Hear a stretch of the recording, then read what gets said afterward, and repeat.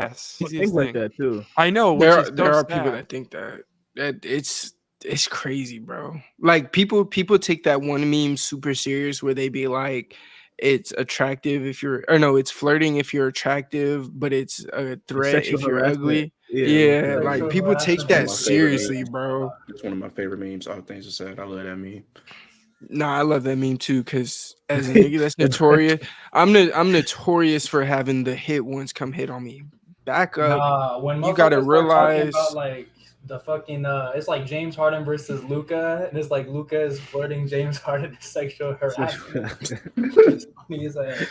Those are funny too, because I know they did that for SGA and Harden, because people were saying like, Bro, "Oh, y'all not mad at they SGA did foul that with baiting." SGA and Jordan, bro. That's crazy. What? That's crazy. Don't nah. What was Bro, the comparison? it was just a simple stat comparison. It was like weirdly similar splits, and then it was like Michael Jordan generational or whatever, and then Shea barely top whatever. The shit was weird. I didn't like that one because it That's was funny. nasty, but Oh, y'all see the one? it was funny, Okay. though. There is so many of those that are just so awful, but they have one similarity and it makes it so great. I'm all for interaction bait, but sometimes I'd be like, okay. Dude, I someone think where- mine. Picking I stats think off mine are that shit egregious. annoying. I swear, I think mine are egregious, and then when I see the rest of NBA's Twitters, it's like, yeah, I don't know, bro. Nah, yours super team. dude. Really? Super team is Compared to some of the you stuff supposed to- I see. Team? It's No, just, I think it's it's a look questionable at most. I think a it's look questionable in terms of it's questionable because my ball knowledge wouldn't be at that. I think that's more so what Yeah. it is. It's like this nigga don't believe that shit. like the when you had posted which one did I have live you? I think it was Ja over Donovan Mitchell or something like that. Like you wouldn't say something no like that. shit Yeah. like that. Nah, I'm going Don. I'm Hey, sorry. that shit hit though. Hey, it hit. It 8K, hit. something like that. Respectfully, KPJ's girls, Yo, man, beautiful. what's good? Yo, Louis, Louis, what up? Louis Storty. I see you with the Louis? Minecraft. Hey, I feel you. I'm not gonna lie. Since we here, you the first viewer. Let's go ahead and open it one time, ladies and Hey. gentlemen. Welcome to the infamous, the one and only Key of Threes KOT. I don't even want to call it podcast because it ain't even that. It's just a conglomerate of friends having fun talking hoops. As y'all already know, I got my boy Jay, JELSON, Gabe, Garrett, and Mo. That was the quickest I ever said it. And it's your boy TB, Steph, the infamous, as you see below. And we're going to have a good episode for you guys in this one. We were going to start it off with the top 10 point guards, as you guys can see in the thumbnail, but we had some news today regarding Kevin Porter Jr. putting his hands on someone he did not need to be putting his hands on, and that I think I could speak for KOT in saying it ain't acceptable. So I just want to do this real quick. What are y'all thoughts? Is he out the league? What happens with KPJ? I think his career is over, to be honest, bro. He has so many mental lapses throughout his short career, especially what happened in Cleveland, the meltdown. Now this, I think the NBA is there. I think they're over with it. They're gonna wipe their hands clean with KPJ, bro. Respect. We remember you, Louis. Don't worry. No way. Listen, bro. I don't think there's a place for that in the league. I think he should be out of the league, especially when you mention that he has prior off the court incidents. But at the end of the day, we're talking about this specific issue. I just saw a guy do this shit a year ago, and he's now back on his team. Now, Miles Bridges is a little bit better, and by a little bit, significantly better than Kevin Porter Jr. is. But still, I just clearly in sports, this kind of issue, it does not knock people out of the league. Like I said, should he be out of the league? Yes. But look at the NBA. Look at the NFL. I'm not as familiar with other ones, but I'm sure it's probably happened in baseball too. Actually, I would say this. Over there. They are? Well, no. Are they horrible with it happening or horrible with the punishment? Because what I've seen, horrible with the punishment. Okay, I only asked because I know MLB. Oh, I guess it really depends. It's getting better. It's getting better. Well, okay. Julio Urias or whatever how you pronounce his name. That just happened to him. He's technically still in the league. He's getting paid or whatever. But No, there's he's not. No, he's not. No, Oh, he's not. not No, he's anymore. not. Not anymore. We So- put him on leave like a week and a half ago. He hasn't been getting paid for the past like 2 weeks. now. Okay, so Dodgers fan over he's there, by the way. yeah, he's not gonna play ever again. Like there's video of it. Like this is not happening. Oh, Hey, Video we see, evidence. we, I we didn't see know. in sports. We see in sports all the time the mismanagement of these types of punishments, bro. Like this shit For is sure. bad. This is beyond bad. This is like one of the worst crimes you can commit, bro. If you Yeah. go do some shit like this and you get like jail time for it, bro, that's the shit where they start Yeah. locking you up in prison. Like they Here's my question to you, Gabe. level. Here's my question to that. And I get what you're saying because I agree with you. Miles Bridges is about to be right back in it. We're about to see him put on a uniform this year. I just want to say But- different context. I don't think those situations are comparable. That too. That is one of them too. Well, I won't get into that conversation. We don't 'cause know that's There's only so much kinda- context you can Yeah, put I was gonna around say, a situation yeah, like that- this, you know what I'm saying? we don't know the full details, so I don't want to get into that. But with KPJ, he's had issues at the workplace. He's thrown stuff at JB Bickerstaff. He had a meltdown, as Jay said before. So, do you think that it's more of like, okay, that's cool that he's tame in-house now, but now we got to worry about you outside? Now it's really an issue, and I think part of his contract and them being able to get out of that deal, they knew something like this was on the horizon. So, and my question to you, Gabe, is what besides like the prior history for the league itself, how do you think they'll be able to, I guess you'd say, put a blind eye to the past stuff to where he would be able to come back from this? Gabe, I also want to challenge you. Well, not challenge you, but I also want to like just disagree because I think his career's over with. But you know, I get so reluctant to say that because there's so much mismanagement. Like this is a sports world where if you get on FanDuel, you're out for a year, but if you beat your wife, you're out like 4 to 6 weeks. It doesn't make any sense. It's the most backwards fucking rules in the entire sports world. I've always hated the way this shit works, where the punishments are not equal at all, given Kevin, how I'm bad the crime or offense is. But I will say, the only thing protecting Kevin Porter Jr. at this point is the fact that he plays for Houston. You remember when John Wall said last year, most of the people on that roster would not be on a roster if they were on like 29 other teams. The fact that their culture is already pretty bad, I feel like they might be one of the few franchises that's like, there's so much mismanagement here. We're going to fix it all, and we're going to take one more chance on you. If he was on 28 franchises, he's probably done. I think they don't necessarily need him like that for us to say, all right, we're gonna give him another chance. They needed him last year. You know Yeah, exactly. I was just gonna say that.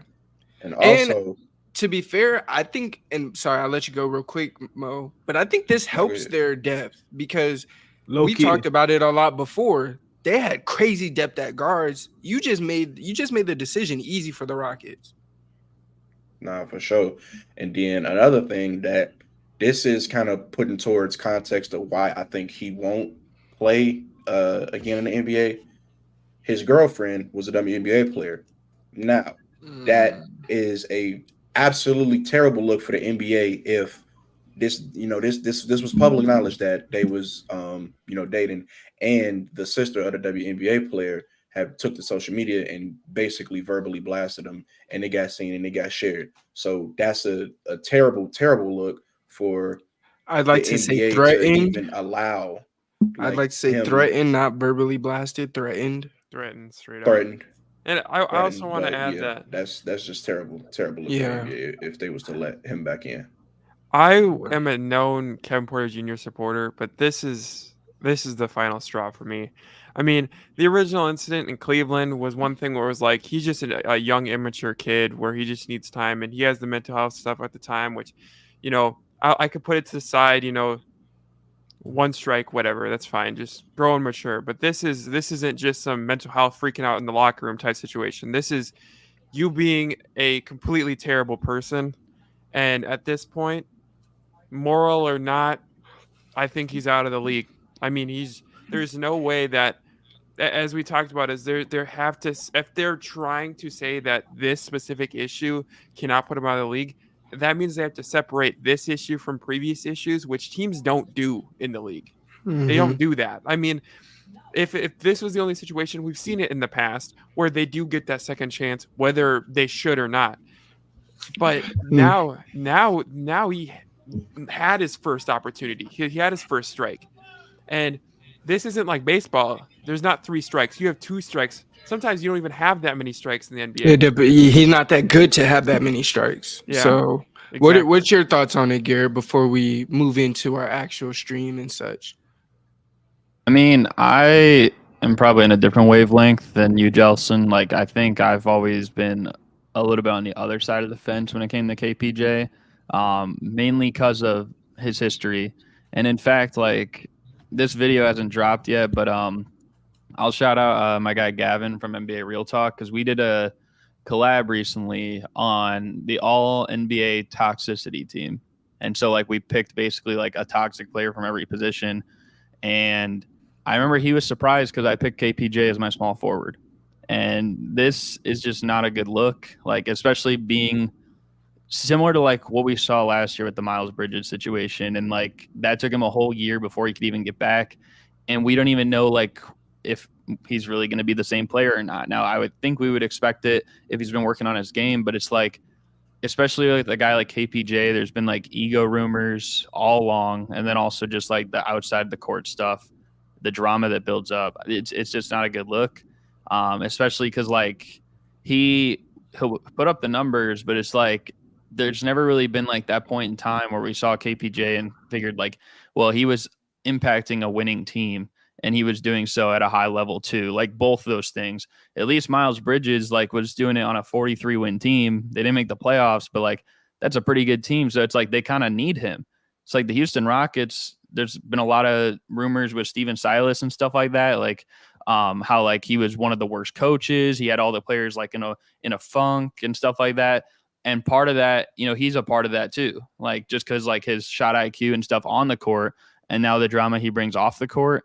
I don't know if they're going to want to go in the same direction with him. Maybe another team will give him a chance, but it's going to have to be like probably in a limited role. They're not going to take like a huge gamble on him. So it probably hurt his career like a lot. This is literally the second time I've thought that that Kevin Porter Jr. is going to be out of the league. That should never happen. Second time what you said? That I thought Kevin Porter Jr. was going to be out of the league. And that shouldn't even happen once, but I mean, he continues to make mistakes. So I don't think I really knew too much about him to expect him to be out the league the first time. But I will say this much. I agree with all of you. Garrett, I do agree with that point the most.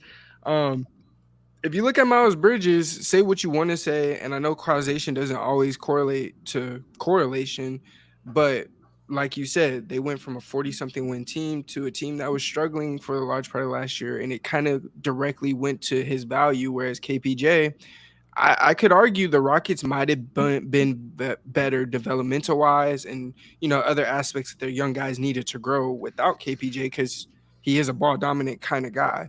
But we're going to move on. We're going to get to the real stream, nitty-gritty, what we want to get into, and we're going to start off with naming our top 10 point guards in the NBA coming into the season. Now, I assume we're going to change this mid-season, you know, before playoffs, post-trade deadline. Definitely going to do an update. Got to. We got to have, you know, updates to this. But for now, top 10 point guards going into the year. I'm going to tap out of this one.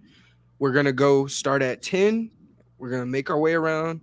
And then basically how it says in the doc. Y'all know what it is. Say what you got to say about your player. If you don't agree with it, you can say what you got to say. But I'll mediate it if it's going too long. So Jay, I already got some beef with Gabe because he know how. Hey, bro, listen. Hold on. So we're gonna do this then.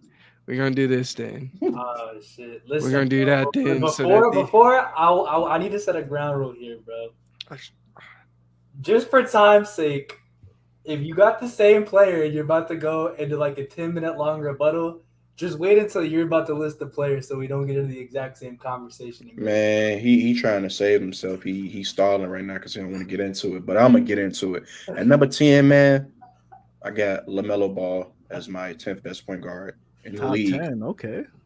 Yeah, I'm not gonna lie. When I was drafting it, he damn near didn't make it on there. but nah, he on there. And I guess I can list the honorable mentions later. That's what we all can. But yeah, LaMelo at 10. I like that pick. Love LaMelo. LaMelo did not make my list. He just missed the cut for me. Very talented young player, but the guy I got at number 10 is Jamal Murray. I think he's just a little bit better. What he did, especially in this playoff run, what he's done since he came back from injury, his ability to be a closer, a true closer on a finals winning team is something that not a lot of guys can do. He gets the job done on the scoring end at all three levels. Still a solid playmaker, just gets overshadowed because he plays with Nikola Jokic. Does exactly what that team needs him to do to succeed. And he had a lot of bumps in the road because of his injuries, but since he's been back, I think he's been pretty consistent. And while not the biggest regular season performer, he really steps up when it matters, and that values a lot to me. Before you go, Jay, I'm sorry because this is nasty, and get him That's now. crazy. He know who. He know who. Hold up. He don't know who's, bro. He don't know who's. Oh, also, RC Talks. It is right now, not all time. I do like the Mark Jackson propaganda though. But go ahead, Jay. I don't like Steph at 3, but we're name not gonna there. get into that. Yeah, that's. So my top, He my got 10 Isaiah Overstep. my 10th best point guard right now. Steph. Right now is Tyrese Halliburton. Shout out to Tyrese, one of the hottest young up-and-coming guards we got in this league. Honestly, there were a lot of guards that I was thinking about putting him higher than, but he just doesn't have the winning or playoff resume to catapult him over those guys. So, hey, he got to be at top 10 right now. Hey, do you hear that, Gabe? Tyrese Halliburton at 10. Do you hear that? Hey, I think You're about to hear about him again in a little bit. I think me and Gabe are gonna have a similar ranking for Tyrese Halliburton. Who is it? Who's your number 10 again, Gabe? Jamal Murray. Okay. That's hella low, just saying. Okay, my number 10 is James Harden. A guy that, in my opinion, just isn't as good as he used to be. And I think 10 is literally the max I could put him at this point. I was kind of debating between him and LaMelo Ball, and I had to go with the veteran guy, the guy that has proven more in the league, with James Harden has really developed his game as he's continued along. And that's why I got James Harden at number 10. So just to clarify, this is like our predictions like for this coming season, or like what we think it is right now? No, going into the season, like right now. Right, yeah. Okay. All right. Then my number 10, because I was thinking between 10 and 9, maybe switching that, but I'll go number 10 is LaMelo Ball. I think a lot of people are gonna forget, like they kind of have forgot like just how good he is. I mean, when I just said last topic we were talking about, like 43 wins is what the Hornets got the year before, and he was the biggest reason why. So I feel like even though I don't know if they're going to be quite in that area right now or like coming up this season, I feel like you can't underestimate like what he does on the offensive end. I'm gonna go with LaMelo at number 10.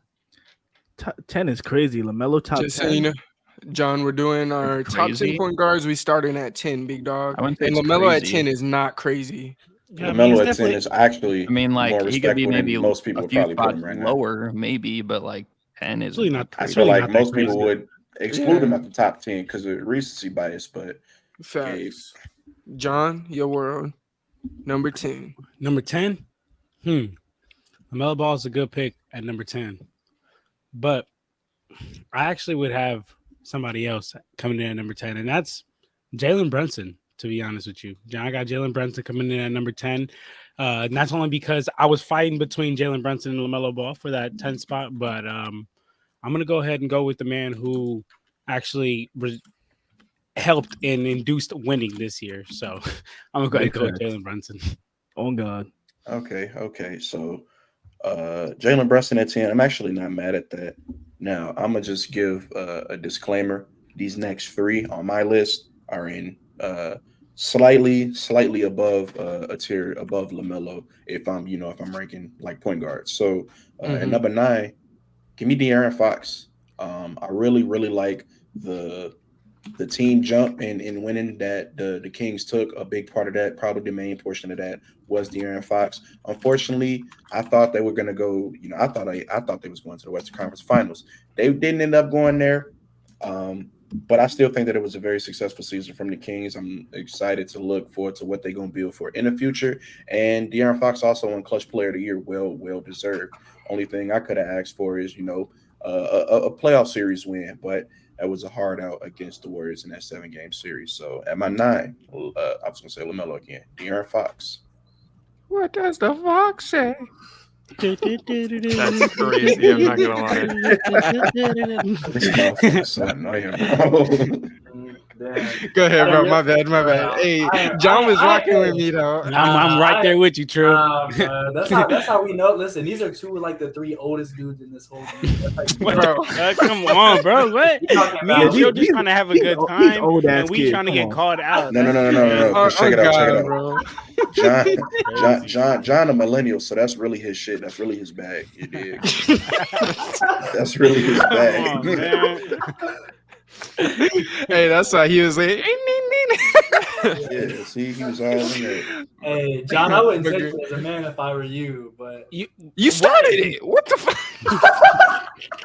That's crazy. What? How you gonna instigate a fight that you started, bro? What the fuck? Hey, That's y'all didn't let me segue my shit. I was about to say I wouldn't take it as a man, but who I would take at number 9 is Jalen Brunson. My bad, bro.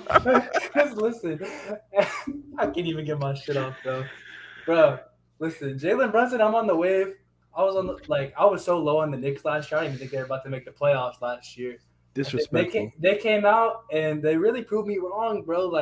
And it was mainly off his back, especially in the playoffs. Like I was saying with Jamal Murray, I really value that postseason success. And Jalen Brunson was like the only consistent guy for that team in the playoffs. Like RJ was super unreliable. Julius Randle was pretty unreliable, but day in, day out, every game, I knew I was going to get some solid production with Jalen Brunson. He still produced pretty well, even with number 1 option defense being thrown at him. I think he's going to do more of the same next season. He really became the consistent backbone of a team that had a lot of talent, but didn't really have that true leader, that true just number 1 guy that could just win you a game. Like Julius Randle has so many question marks, and he was their number 1 guy, and it led to they were good one year, and the next year they fell out. I think Jalen Brunson is the guy who could bring them consistent success. Gabe, calling RJ Barrett unreliable is crazy. He's inconsistent, unreliable is not him.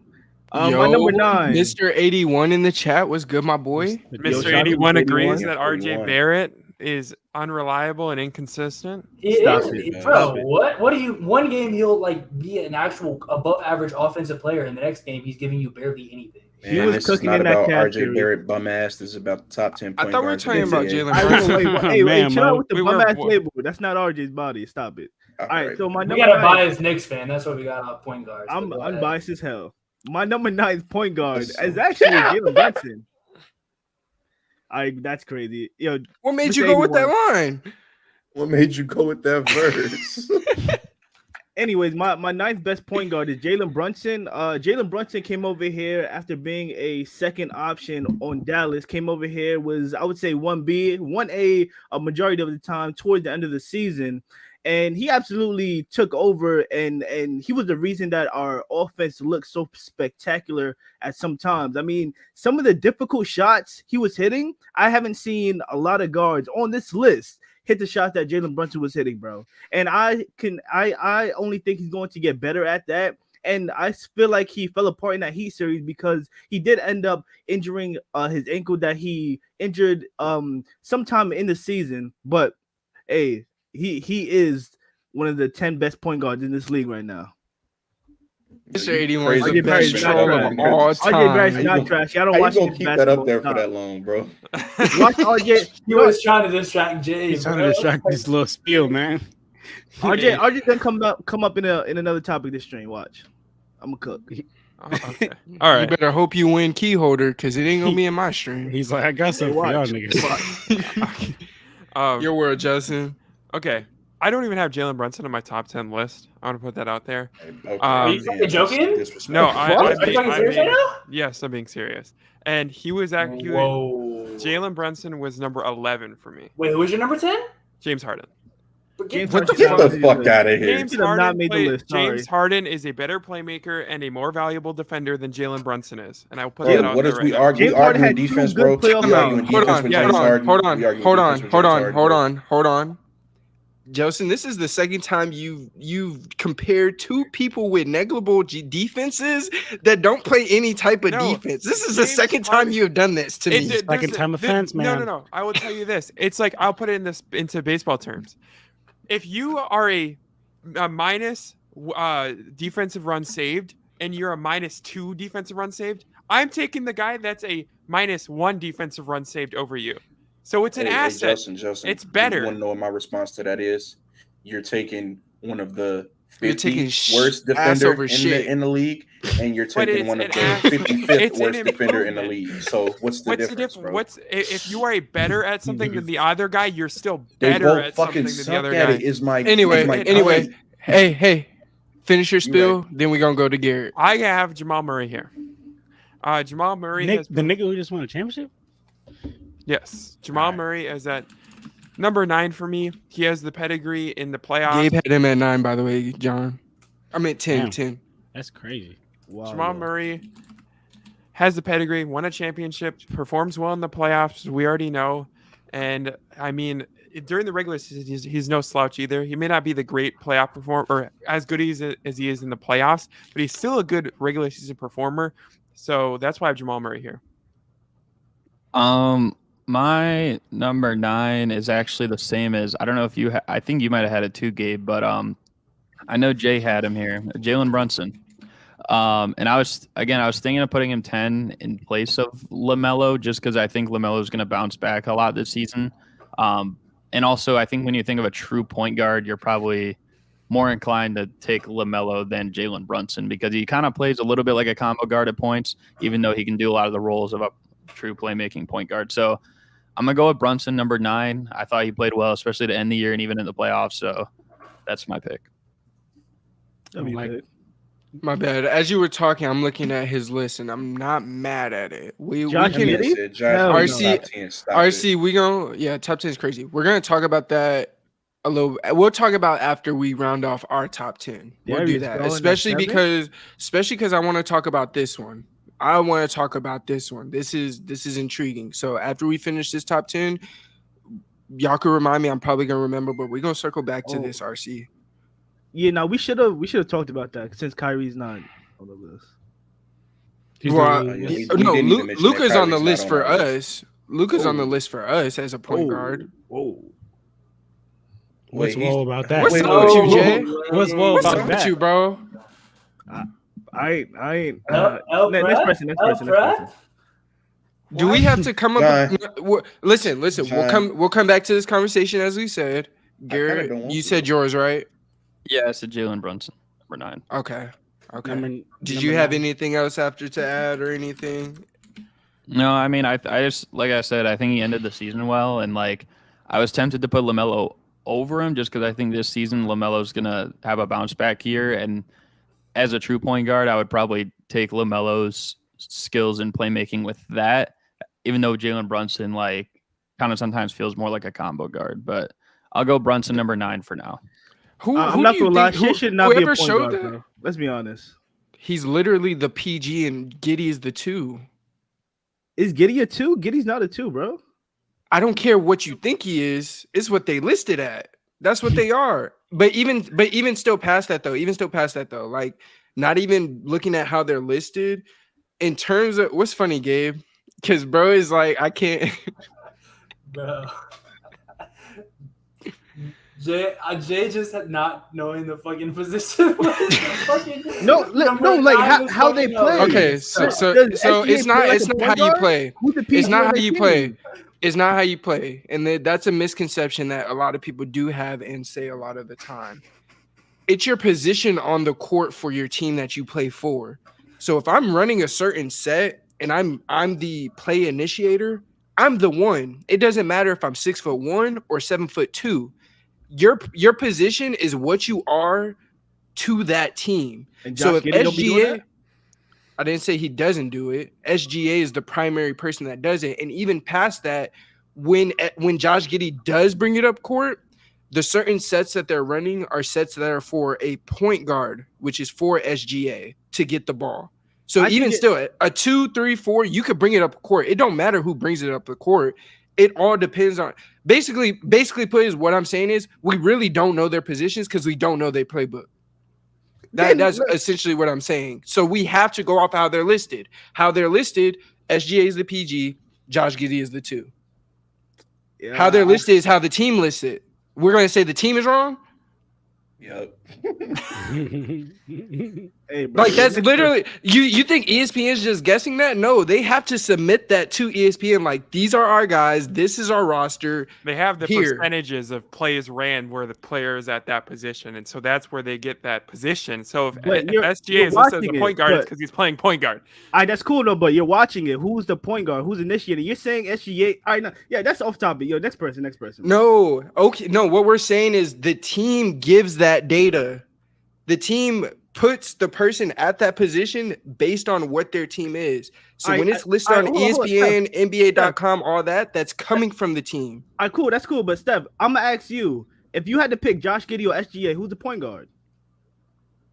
What am I running? No, I'm asking you. Just answer the question straight. That I can't answer it if I don't know what I'm running. It depends on the offense. If it's a 5 out, I want SGA. If it's a 3 out, 2 in, I want Josh Giddey. It all depends. That's what I'm saying. Like, you don't know the offense they're doing, so we have to go off of what the team is giving ESPN and all these other sources as to who their guards are, who isn't their guards on their roster. Because even if you go to NBA.com, Josh Giddey, it might not even say PG. It might just say G. It might not say PG shooting guard.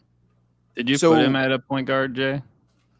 No, I didn't have Shea originally on my list at all because I don't consider him a point guard.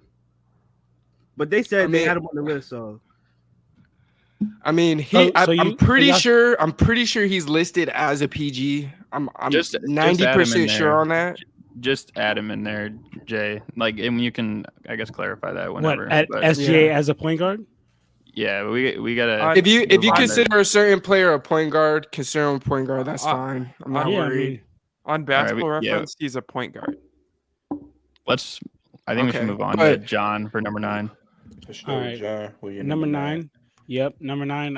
That's where De'Aaron Fox comes in for me. I mean, we just seen him have a big year with the Kings. I think that this next year, now that he got some time, being able to be a somewhat of a successful team, making the playoffs for the first time, like 16 years.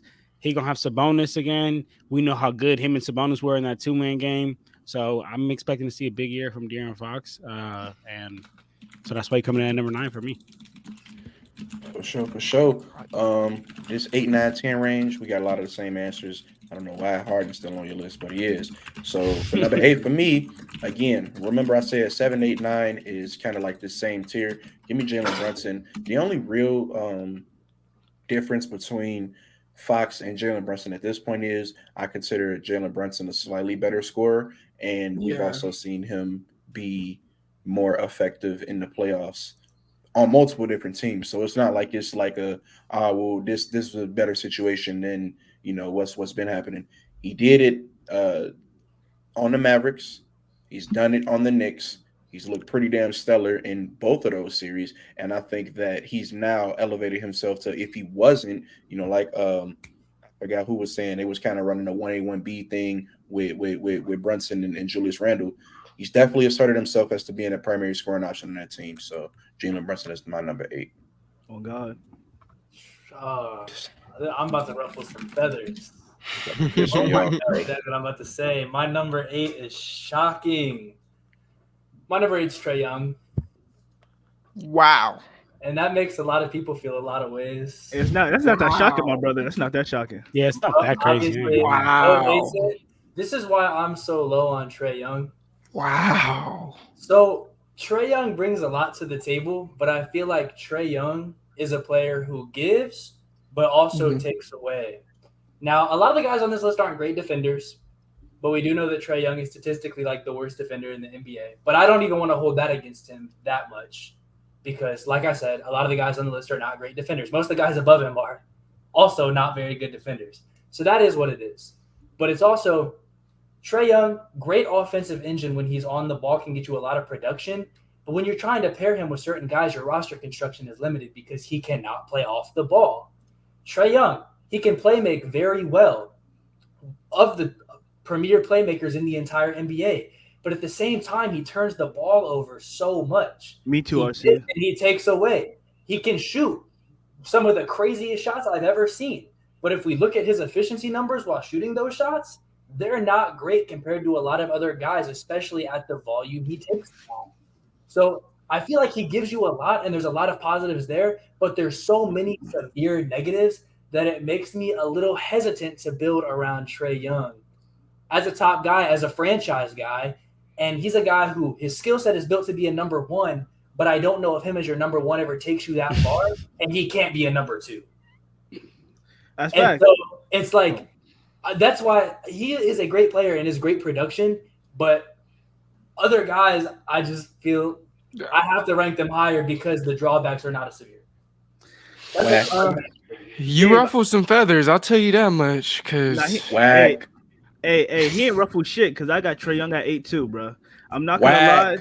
There's a lot of point guards on this list, and they elevate their entire team. Even the point guards behind them, Jalen Brunson and Tyrese Halliburton, I would say they elevate the team as a whole. The only player that Trae Young elevates on Atlanta Hawks team is Clint Capella with them lobs. Every other part of that squad, he doesn't make his teammates better, bro. Honestly, and like Gabe said, there's a big hole at that point guard position because he is a incredible, I would say damn near the worst defensive point guard in the league. And his efficiency isn't good enough for him to, I would say, I don't want to say it's not good enough for him to be out there because he's still a phenomenal playmaker and he's good at finishing around the rim, but his efficiency doesn't make up for a lot of his defensive laps. And I would have to, there's a lot of point guards out there that I would choose over Trae Young. I would even say that Eastern Conference Finals run, that might have been a little Mickey Mouse. I'm not gonna lie. He did play phenomenal. He did knock my Knicks out in 5 games. But is that who Trae Young truly is? He hasn't put in the work, or we haven't seen the success from him. Mo said yes. What the fuck? We haven't seen the success from him since for us to really know that. Hey. Number 8, I have Trae Young. What the fuck is going on, bro? I started a revolution. I started a revolution. I think everything that I wanted to say has already been said. I mean, he's a terrible defender, so bro, I'm just going to keep it pushing. Listen. Hear me out right now.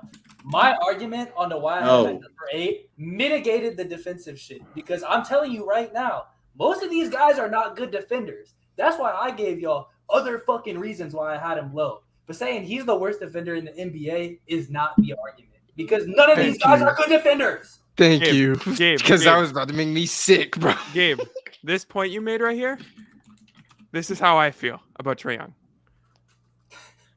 Yeah. And I mean, that plays a part, but I mean, that's, it's crazy how this works out because I also have Trae Young number 8. What the fuck is going on? No. What is actually going on? You're not tapped in for real, bro. I started a revolution. I must go. Let Garrett go. Let Garrett go. I just feel like, I don't know, like a lot of these players I have above him are more efficient on the offensive end. He'll put up the numbers for sure, but especially when it comes down to that, and he can have his moments in the clutch. I don't know if he's quite as clutch as even a couple of these guys above him, but it's a little bit hit or miss sometimes for him there. We already know what he is on the defensive side. And I just feel like too, like even some other things that maybe aren't quite point guard skills, but stuff like rebounding as well, that is a skill as a basketball player that you need to have. And I just don't think he has that compared to everyone else. Like there's a few reasons why, and I just don't really trust him in a lot of these situations over the top 7 I have. Hey, real quick, I just want to ask something. So this list is like based on last season and also a little bit of projections, correct? Top 10 like going right into next year. What they ended off of last year and who's the top 10 that ended last year going into the season this year? Obviously, some people fall based off of the summer and stuff, but pretty much your top 10 going into the year, not who you think will be top 10. Hey, Yeah, I think RC, it I'm could gonna be keep it a SGA. buck, Look, bro. I think RC is he goes No, down a RC few spots in my opinion. wow. What? Okay, hold on. Just hold 'cause on. I hate the Now, Lakers. let Just me 'cause I let hate me the say something. Lakers. I'm in the middle. I'm in the middle. I'm not- He'd be worse on The the guys- He'd be worse on the Lakers because he can't play off the fucking ball. He could get to play with LeBron. He can't play off the ball. It's true. Stop. Look, this off about it. It's hard to put Trae Young up so high because, like, and this There's is in no no way you have him at 8, bro. no. But look, and this is in no particular order. But like me personally, there's no way I can. And I'm considering SGA a 1, right? So a point guard. Mhm. So no way I can put Trae Young over Luka or SGA or Curry or Dame or John Morant. And then the only one that starts to get really dicey and questionable, I mean, the only two for me that starts to get dicey and questionable is Tyrese Halliburton and Jamal Murray. I feel like it'd be mad disrespectful to start putting Trae Young over Jamal Murray. Tyrese Halliburton, if we're talking about some a little bit of projections, honestly, bro, and we're talking Y'all have a good stream. I am leaving because y'all on bullshit, bro. No. I like the crazy. point. I like it. He has the success. Jamal Murray has the Look, postseason success.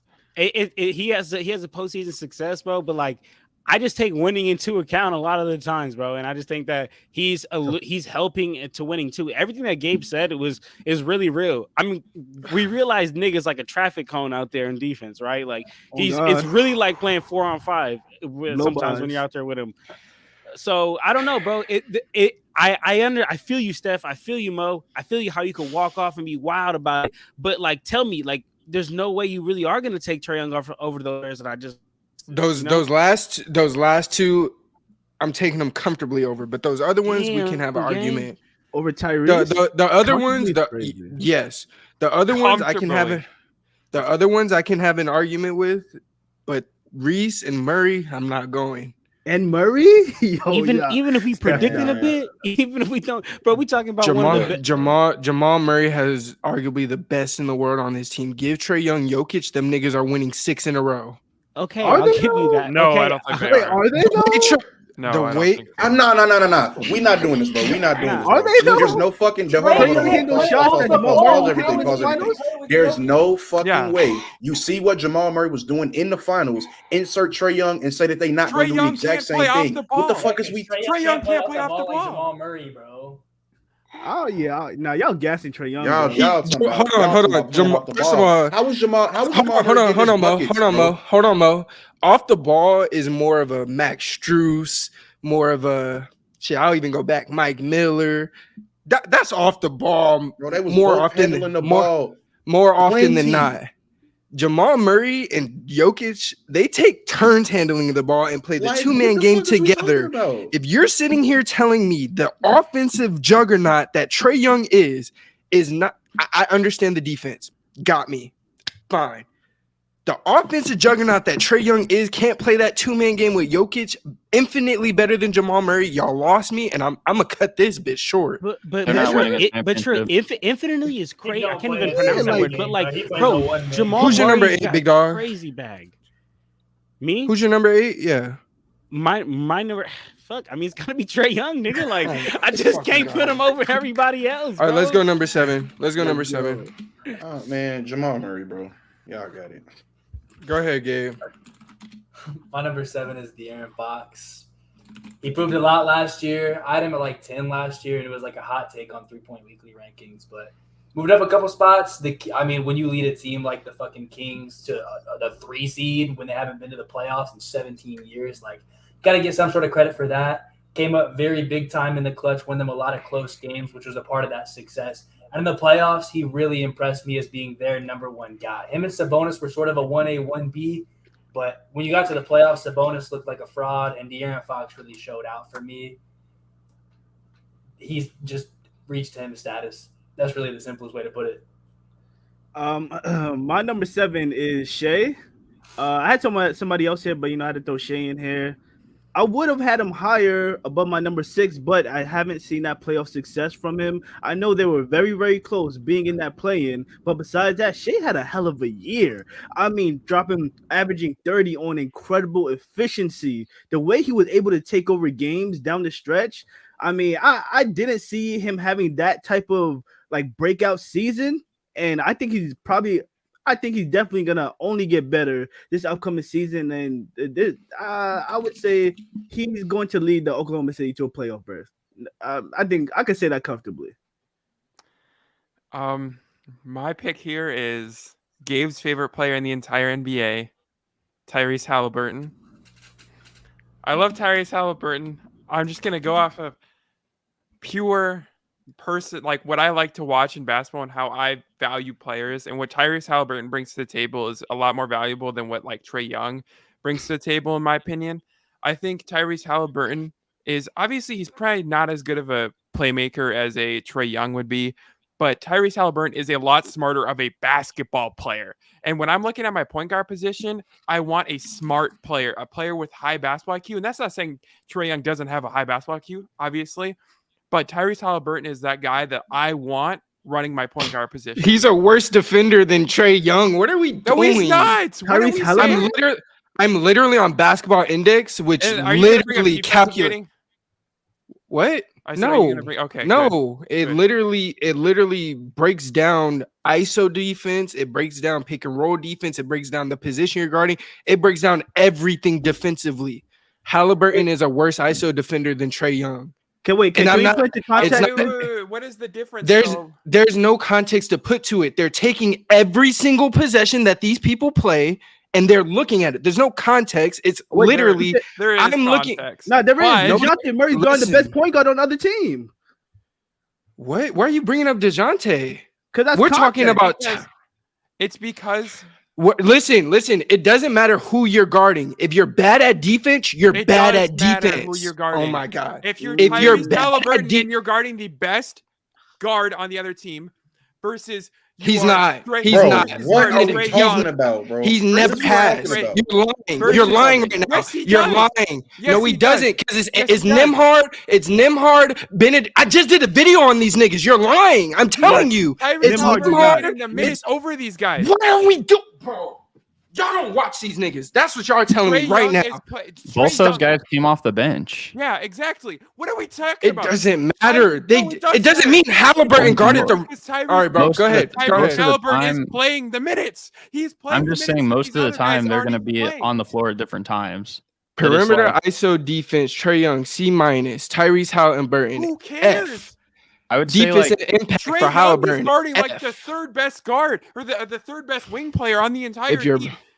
I would say based on like you're saying that, but I'm to find it because it actually tells me who they guard and if they're guarding the best player. So give me a second on that. That's fine. I would just compare it with like Buddy Hield because he's mainly playing in the same rotations as Tyrese Halliburton most of the games. Like they overlap some, but it's like. But like, guess what? Most of the time, it's not. I'm gonna go back to your point. If you want to say that we cannot compare trash to garbage on defense, I'm going to talk about how they're both terrible defenders, and I'll give it to you. And I'll also tell you Young guards more, and I'm looking at it right now. Trae Young guards more starters, all-stars, and all NBA players than Tyrese Halliburton, and that's all year last year. Bro, stop talking. You're just talking. You just said that the trash versus more games, and I also tell you that you literally you were the king of. I'm reading it right now. It's telling me the percent starters. Trae Young guarded 70 percentile. All-star player, they both start. So, of course, they're both going to guard starters. But the all-star player, Trae Young guards the all-star player 15% times more versus the average low as hell still. All NBA player, he guards that still about 15% more than Tyrese Halliburton. My question it doesn't matter. Hold on. It doesn't matter how many times you play. It doesn't matter who you play. These are the defensive matchups, the player level that you're defending. It doesn't go by the player's name, their stats, none of that. It goes by if they're all NBA player and all-star. Those are proven commodities as who you are as a player. If you're all NBA or all-star, if you're all-star. The fact that Trae Young guards more of those than Halliburton, you literally just told a complete false. Like that's not the case. That's also excluding two people like Jamal Murray and Jalen Brunson who made neither of those, and they're on a lot of people's top 10 lists today. And exactly, and I also want to add this. He wasn't regarding. Yeah, what are y'all doing? You're literally. I'm bringing up how like let's say he's playing the Knicks, and then okay, so Trae Young, even if this was what you're using for like the measurement, because personally for me, they're not good defenders. but I would probably give Halliburton a slight edge. But if you're playing like the Knicks, and let's say Trae Young's guarding like Josh Hart as opposed to like Jalen Brunson, you're not going to lose anything there. It's not going to get any credit if you're guarding Josh Hart or Jalen Brunson there if it's based on all NBA or all-star players. Same thing for the Nuggets if you're guarding like KCP. Yeah, that's the regardless, it don't really no, matter it's not because it's not that neither they're of them is comparing gonna be Gabe. guarding It's the Steph, fact that ISO, you know what I'm saying? Neither of them gonna be doing that. They both gonna hide on the defensive end because you can pick on both of them. No, that's now, exactly with that being my said, point. can we move on, please? Because I ain't gonna lie, y'all. No, yeah, I just wanted to say that I with all these guards, they kind of tend to get hit in a defensive scheme. And also, I just wanted to say, What was you? the only exception to this in the I'm past. gonna let it rock. Okay, whatever. because this was y'all's point. Y'all are backing me off of y'all's point. The only That's what you don't realize. exception to I this in really years wasn't. It wasn't really my point. I was asking you what everything. No, was y'all before meaning your- JELSON. Y'all more so meaning JELSON. The only Okay. exclusion to this in years past was James Harden. When James Harden was a terrible defender for a while, and then there were a couple years where he played well on the defensive end. So now, my question to you is, if they're both terrible defenders, and if we're saying Tyrese Halliburton and Trae Young are both going to be hit on the defensive end, what I want out of my point guard is a player that's going to make the smart basketball decision and not take terrible shots. Because I've seen Trae Young take close to half court shots with like 20 seconds left on the shot clock, way more than I should be seeing that. And I don't see that ever out of Tyrese Halliburton. And out of my point guard position, and we're talking about like when we're pulling hairs and One's a strings scorer, here. one's pass first. So yeah. Hey, that's you took the kinda words how right it out of my goes. mouth, bro. That's But sure, like, what Okay. the fuck are we talking about, fam? I have All no right. clue, bro. I just been chilling. All here, right, man. that's fine. Because if one is okay. Like, no shit that's We gonna happen. we gotta move over. We gotta move Wait, over. can we talk And about how Trey what's averaged crazy? a What's double amount crazy? of I knew we turnovers was than gonna get Tyrese sidetracked Halliburton? on Trey. I knew we was gonna get sidetracked on Trey. I'm just glad I wasn't the one to do it. Man. So I think I was at number 7, right? So my number 7. I mean, I'll explain it. It might be controversial, but I have number 7. I have Ja Morant. And I put Ja at 7 mainly because if we're also thinking about what he's limited to right now, the first 25 games of the season, not only can he not play, but it's like he can't be affiliated with the team at all over those 25 games. So he's already missing out on working with his team there. Yeah, he could run like similar drills or scrimmages or whatever with like his guys or another group of like talented players, but it's not going to be quite the same, especially you're not going to gel into the system. So I think coming straight back off that, there's going to be some rust and maybe like it's going to be a little bit harder to like implement or integrate him back into it. And then after that, I think things should be pretty good. So I think there's going to be a little bit of like a processing period there. And because everything's so close between like 7, 5, 6, and 5 for me, I ended up putting him at number 7. Go ahead, John. You said Ja, correct? Yeah. All right. I have Tyrese Halliburton coming in at 7 because I love the point guard is, man. Rock. I do not want to get into the whole argument that we just had. Great point, Steph. Great. I mean, hey, I'll give it to you. There you go. I mean, I'm just telling you from the eyeball test, right? Like if you that's yeah. You know, you ask me from the eyeball test, I'm gonna take Halliburton over Trae Young from what I've seen. But like how my nigga Hove said, men lie, women lie, numbers don't. So it is what it is on that. But but yeah, so I got Tyrese Halliburton coming in at 7 for me. The way y'all came in for Trey, crazy. Y'all need to learn. Y'all need to learn. I'm not hopping on this bandwagon. Go ahead. Go Number ahead, 6, bro. I got Shai Gilgeous-Alexander, man. Move on from me. Go ahead, Gabe. Go ahead, Gabe. I don't even want to fucking talk about it. Like, this was supposed to be my hot take, and you guys all stole my fucking thunder. I'm pissed. Where's Shit that was hot, not bro? a hot take at all, bro. Bro, it That was shit was supposed, bro. gross. I got Mo. You were in chat on 3-point league. No. I I'm saying, got grilled for this. I was grilling you. This shit is the most coldest take on this, on this stream. Apparently, I don't know, bro. So 6, I have Halliburton at 6, and listen, while I might be on the same side as you guys, I really fucking hate a lot of these arguments that I'm hearing, and I've been quiet, just getting weak as fuck over here. But my argument has nothing to do with defense, bro. It's because I'm a fucking efficiency nerd, okay? Like, Trae Young takes a lot of fucking shots. True shooting percentage warrior right here. Like I said, Trae Young, he has all the assists in the world, but that comes with a lot of turnovers. And he has a lot of points, but it comes with a lot of misses, and his efficiency numbers are not very high. Tyrese Halliburton, a little bit more reined in, much more efficient, especially from the three ball. Now, is it on the same volume? Is it with different spacing? No, but I'm not here to fucking play what ifs. Also, I think he's going to work better off the ball. If he was playing next to like a DeJounte Murray or something, like Trae Young, just don't do that off the ball shit. I think Tyrese can do that a little bit better, especially because his catch and shoot ability as a more efficient 3-point shooter. The things he does, I just enjoy more, but it doesn't have shit to do with defense because they're both F defenders. It has to do with what they do, like their efficiency on offense. I know Trae Young has Halliburton beat in terms of scoring production, but in terms of passing efficiency and scoring efficiency, Halliburton has that. And when you're the leader of the offense, I like that efficiency out of you. That's a fact. Shout out to Tyrese, but at number, Y'all gonna hate this, right? Never mind, I ain't gonna say it because that shit would turn this bitch all the way around. Wait. Oh, you got it now. You have to now. I not say it. Man, I we started already looking at this sidetracked. bitch further, and Trae Young's the better playmaker. You see them 4 turnovers though? 4 turnovers a game. Tyrese only got 2. It's not that. It's not that. It's because it's funny because Trae Young is terrible in terms of passing efficiency, where Tyrese does have him beat in that. But Trae Young has him beat in terms of versatility. But everywhere else, they're mirrored at like A+ in playmaking. It's not. That's why I was saying I'm not really gonna say it because it was really me just being a hole.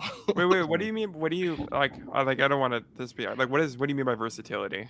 Versatility means like how you get the ball to bounce pass, chest pass, like how you over the head. Like Steph likes that over the head to the corner, different shit like that. So versatility isn't really much of a. That's what I was saying. I'm not really gonna say it because versatility isn't really. That's like a.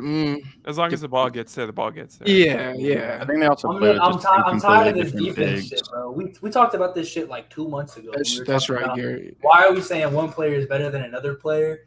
Because this player is a D defender. No. It's not we. It's JELSON. Get past it. Go ahead, Jay. Nah, I'm on that bandwagon too. Let me make that clear. All right, but my number 6 person, it has to be switching the order Fox. after this. Jerry West Player of the Year, Mr. Clutch. De'Aaron Fox absolutely propelled that Sacramento Kings team along with DeMontis Sabonis to a top 5 seed in the Western Conference. This year is going to be a big test for him because the West is getting better, getting more competitive, and I want to see if De'Aaron Fox can keep up that level of play while also being able to win games. We seen it last year. Can he continue to play at that level? I hope so. Hey, Jay, I don't know if I can buy in on the De'Aaron Fox over SGA take. Oh, absolutely. SGA has not made the playoffs. Let me see that. Buddy, hold on. I'm gonna need you to calm down in chat, Jacob, because I know you're Jelson's people and stuff. He's my guy. That's my. That's your guy. SGA has made the playoffs twice, by the way. Jay. You are right, Garrett. I hope he's trolling because I was about to flame him. These stat nerds. You're right, Jacob. Talk your shit. Hey, Jay can't even dribble with his left hand talking about stat nerds. So what? So what if I can? So what? No. Crazy you didn't even defend yourself. You just accepted you couldn't dribble with your left hand. He did. I can't. I hit you with a nasty in and out with the right though. How if I'm playing right? 15-0. Bro, every time. Bro, I'm gonna be on. like this. I'm gonna be like, go ahead. Jay, how are you gonna fake anyone that you're gonna go left when you can't dribble with your left? Hey, don't worry about it, bro. See, Justin, I don't want to hear you talk about no type of hoops. All right, okay.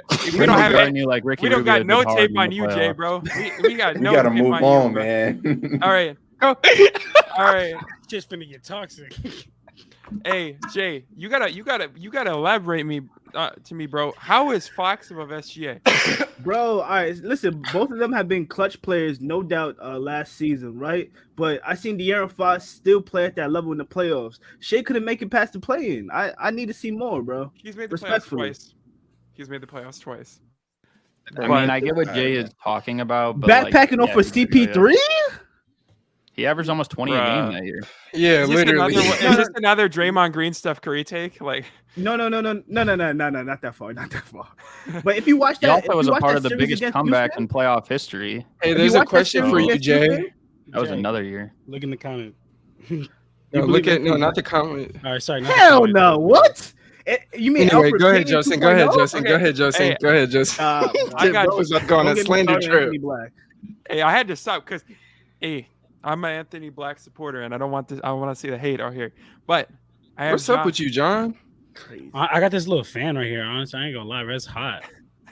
It's like a little fan. This is the most ADHD. What the fuck is this stream, bro? It's like a little fan. It's hilarious today. Go ahead, Justin. Go ahead. My bad, bro. We got everybody. I'm not gonna lie. We had everybody. I'm a change. Yeah, we haven't had everybody. After we do finish this round, though, I will flip the order, and then we're gonna breeze through these. So go ahead, Justin. I got John Morant here. John Morant, we know that he is a great player when he plays. We know that he's not going to play that much, or at least he's not going to play the first, 25 games this season. So I think Ja has his there's problems with Ja's game. There's greatness to Ja's game, and I think he can develop and become better throughout the season when he does play. But Ja Morant right now ranks right here in the middle of the pack, about 6. My number 6 is Tyrese Halliburton. I think a lot of what you said, Gabe, like just his overall efficiency on the offensive end, I think separates him more so from Trae Young. I know we're not going to get too much into that again. The reason I did put him one spot over, though, Ja, is a little bit similar to like what's going to happen this season. He's going to miss like the first third of the season. And again, I'm expecting that rust.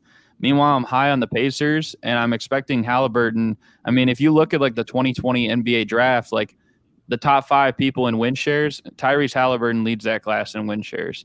And the 2nd through 5th, a lot of those guys have played on either contending teams or perennial playoff teams every single year. And the fact that you're leading your whole entire draft class, even though you've never made the playoffs, in win shares, that tells me that you can contribute to a winning culture. It's just a matter of putting the right pieces around you. Now, I do have him one spot below 5, and I'll kind of get into that in a little bit, but I think Tyrese Halliburton is the 6th best point guard in the league. Yo, John, before you go, let me just address RC's comment. Anthony Black can be a top 10 point guard, but not on the Orlando Magic. He needs to learn how to shoot. He's a good playmaker, but not on the Orlando Magic. I thought you were going to say, like, he can be a top 10 point guard in Japan or something like that, bro. I'm not going to lie. No. Yeah, niggas wild. Go ahead, John. Number 6, I got Jamal Murray coming in at number 6. Yeah, I mean we've already said everything to talk about. I'm gonna switch this up real quick before we go. Random. We gonna go. We'll do it like that. Right back at you, Garrett, for number 7 or number 5. Sorry. So my number 5, this is where I do have De'Aaron Fox. Even when him and Halliburton were together in Sacramento, I still was always more of a believer in Fox, and especially seeing what we saw in the playoffs this year. Yeah, they lost, but like the dude literally went off. And I think defensively, I'm giving him that edge. As a shooter, like a spot-up shooter, especially Halliburton is better, but I also would take Fox in the clutch over Halliburton. So I'm going to give him a slight edge for sure, and I'm going to put Fox number 5. My number 5, I have John Morant. I would have loved to put him a little higher because John Morant absolutely changed everything about the Memphis Grizzlies, and they have been on the top of the Western Conference damn near every year he's been in the league. And unfortunately, he will be missing 25 games this year, which will impact the Memphis Grizzlies as well as any his ability to be eligible for all NBA and NBA awards and things like that. But I think once he reconnects back with his team, I think he's gonna have a hell of a year. I think it's going to be a redemption season for John Morant. We're gonna see a different level from him. I feel like he's going to be more mature as well, and I hope that we see that also in his work ethic, his ability to stay healthy as well. But yeah, I would say John Morant is number 5 as a top 10 point guard. Yeah, I got Ja 5 as well. He's been leading Memphis to top seed in the West for a couple of years now. Very explosive player, usually rises to the occasion in the playoffs. He does everything you want out of a franchise point guard. Leave it there. My number 5 is going to be John Morant. I like John Morant. I think he's a very good player. I also like what he's done in the regular season as far as leading his team to multiple top spots in the conference. I would like to see more playoff success, but playoff success, you got to earn that. It don't come to you. I think that he definitely can earn it, and I think he's that type of player to where eventually we're gonna start seeing these deep playoff runs. But unfortunately, we haven't seen it yet, so he's no higher than 5 on my list, but still pretty damn high. Number 5 for me, I got Damian Lillard. What the hell? Oh shit! Yo, I finished typing it on the list, and then I read it and realized what I typed. So what the hell? You're not gonna explain that? You gonna let it ride? I think that's too absurd. I'm just kidding, honestly. y'all. I'm clearly messing around. Because everyone was saying John Morant. I'm also on the boat of John Morant. I just wanted to shake up. okay. You just walked up Shake up the track for a little bit. Because a couple of steps back, he walked. Y'all know how now- I do. If I have a take like that, I got shit to back it up for. I could not back that up. I can't. But Garrett just said it's not that crazy. I was gonna say it's not that crazy because given what we don't really know where he's gonna be most of this season, and like we don't know what's gonna happen. Like we don't know if he's gonna be in a different situation, if that's gonna affect how he plays, That's and he has to not- adjust to a different role. Good thing I'm not. And we ranking also based don't off know next if he's season. gonna be in Portland for this whole year, and it's gonna feel like a Jerry Stackhouse 2001, 2002 type of beat or something like that. I feel like that's just a little bit of projecting though, like basing it on how he finished last season. Yeah, as I say, it's more so Right. based. I think I that's kind of like why I thought he was going with number 5. I didn't think he was going based on like what we just saw. That's why I was like, it's not like too crazy. I got For you. sure. What's up, JELSON? Number 5. Number 5, I got De'Aaron Fox. Just another guy that obviously is a clutch player, a great player, and yeah, I mean, just off the eye test, I enjoyed watching De'Aaron Fox play, and his clutch gene is something you cannot take for granted, and that kind of solidified him at the number 5 spot for me. So I got you, Garrett, for number 4. number 4, this is where I have SGA. Damn, What? it's high as hell. What? It's high. It's for the guy who was just first team All NBA. Yeah, Let me. No my playoff success? hand, Yeah. like, so, okay. Well, What is he? You know, first. SGA? Hold on. that's a You know, thing. you know, first team All NBA is the best. Never Top mind. 5 Go ahead, best Garrett. players in the league. Yeah, I know that. Wait, Jay. So, Jay, No, it are ain't. you- I- No, it. Josh, No, it it. is Go, I just feel Garrett. like Go. it's Stop. never been that. Go, Garrett. Let Garrett go. Let Garrett go. I just feel like with Shea compared to a lot of these other guys on the list, even people I haven't named yet, I mean, at least on my top 10, you can make an argument he's the best or like the second best defender on this whole group. And then I think at the same time, the versatility that he provides, and I feel like, yeah, he kind of plays a lot more like a combo guard, and there are a lot of guys on here that do, but I just feel like what he did this whole past season, bringing OKC where they really weren't even expected to be, and I think he's going to continue doing that again this season. That's why I'm kind of high on OKC, at least from a regular season standpoint, maybe not so much the playoffs. So I think I think he's definitely a top 4 point guard in the league if you're counting him as a point guard. So maybe you could argue him with 3, but I'll get to that when I get to that. You know, that's a fair point. I'm glad you brought up the last part about him maybe being point guard because you know how I feel. But my number 4 got to be Luka Doncic is the 4th best. Wait, Who is one? wait, Who is one? Which I don't even know who one who's is right one? now. That's obvious. Come on, bro. Who is It's- 2?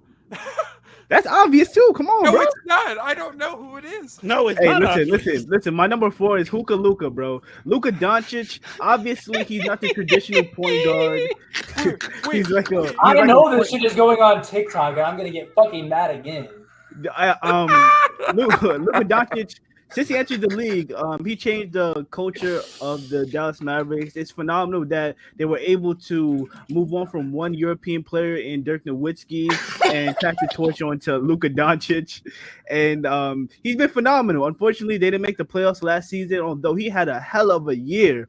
And honestly, he might fuck around and get MVP this upcoming season, to be honest. But him and Kyrie Irving, I do expect the Dallas Mavericks to be at least a top 6 seed. If they're not, they need to do some real reconstruction when it comes to that coaching staff. I'm not 100% 10 toes down on Jason Kidd, but yeah, I got Luka Doncic, bro.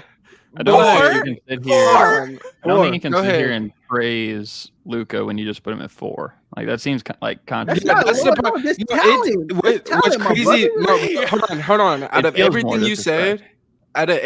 said, to me, what like just threw me off. Your MVP candidate is the 4th best at his position. There's a lot of good point guards in this league. There's a lot of good point guards in this league. That's all I'm gonna say. I need to know the top 3, but go ahead, Gabe. Oh boy, that was a take. Wait, what? That, bro. How we? I don't know if there's 4 dudes in the NBA. Oh shit, Man. Jacob said it. Man, Yeah. Shout out Jacob. Jacobs think alike. I can't fucking There might believe be. it, bro. There might not be Okay, good point guards at 4 I have Shea. you have Because who? it's not a wild take. He has here. SGA. It was never a wild take. Dude is a 6'6", 30-point per game scorer that you basically can't guard because he's gonna do the same thing every time. It's gonna work every time too. You know what he's gonna do, and you still can't stop it. That shows you how good he is. This nigga's been averaging 30 since his year 2. OKC was like dog water. Shea finally plays the whole season, and they're a play-in team. Like they took a jump off his back. Like I mean, they have talent on that team. Don't get me wrong, but they took this jump led by him. It's his team, and they look like a damn quality basketball team for a lot of that regular season, bro. I was very impressed, and 30 points per game ain't nothing, bro. Like I don't know why you're like this is some wild take. He's overrated. Like yeah, he might be like. Let me see him in the playoffs. Let me see him in the playoffs. Top 5 player in the fucking league. Let me see him in the playoffs. Playoff twice. That's reasonable. He made the playoffs. Stop Why giving are him that we- playoff berth. That was not him. That was not his body. He did not- averaged 20. Did you guys watch the Rocket series, bro? He disappeared in the second half of that series. Literally. He was 20 years old, bro. He's Why are we 20, talking bro. You about have that? Luca at 4. Yo, you're saying he averaged 20. Oh, he's 20. Pick a side, nigga. What? Did you not see him dropping I didn't multiple? say he's 20. Did you not see him as a rookie dropping multiple 20-point games against the KD Warriors in the playoffs? Because he was gonna fucking take the OKC to the There you playoffs go. when they had KD fucking Warriors. a bunch of nobodies, bro. When they had a bunch of fucking nobodies and everybody was sitting the goddamn bench because they were blatantly tanking. Yeah, he was gonna take those guys to the playoffs, Jay. He was gonna take them to the playoffs.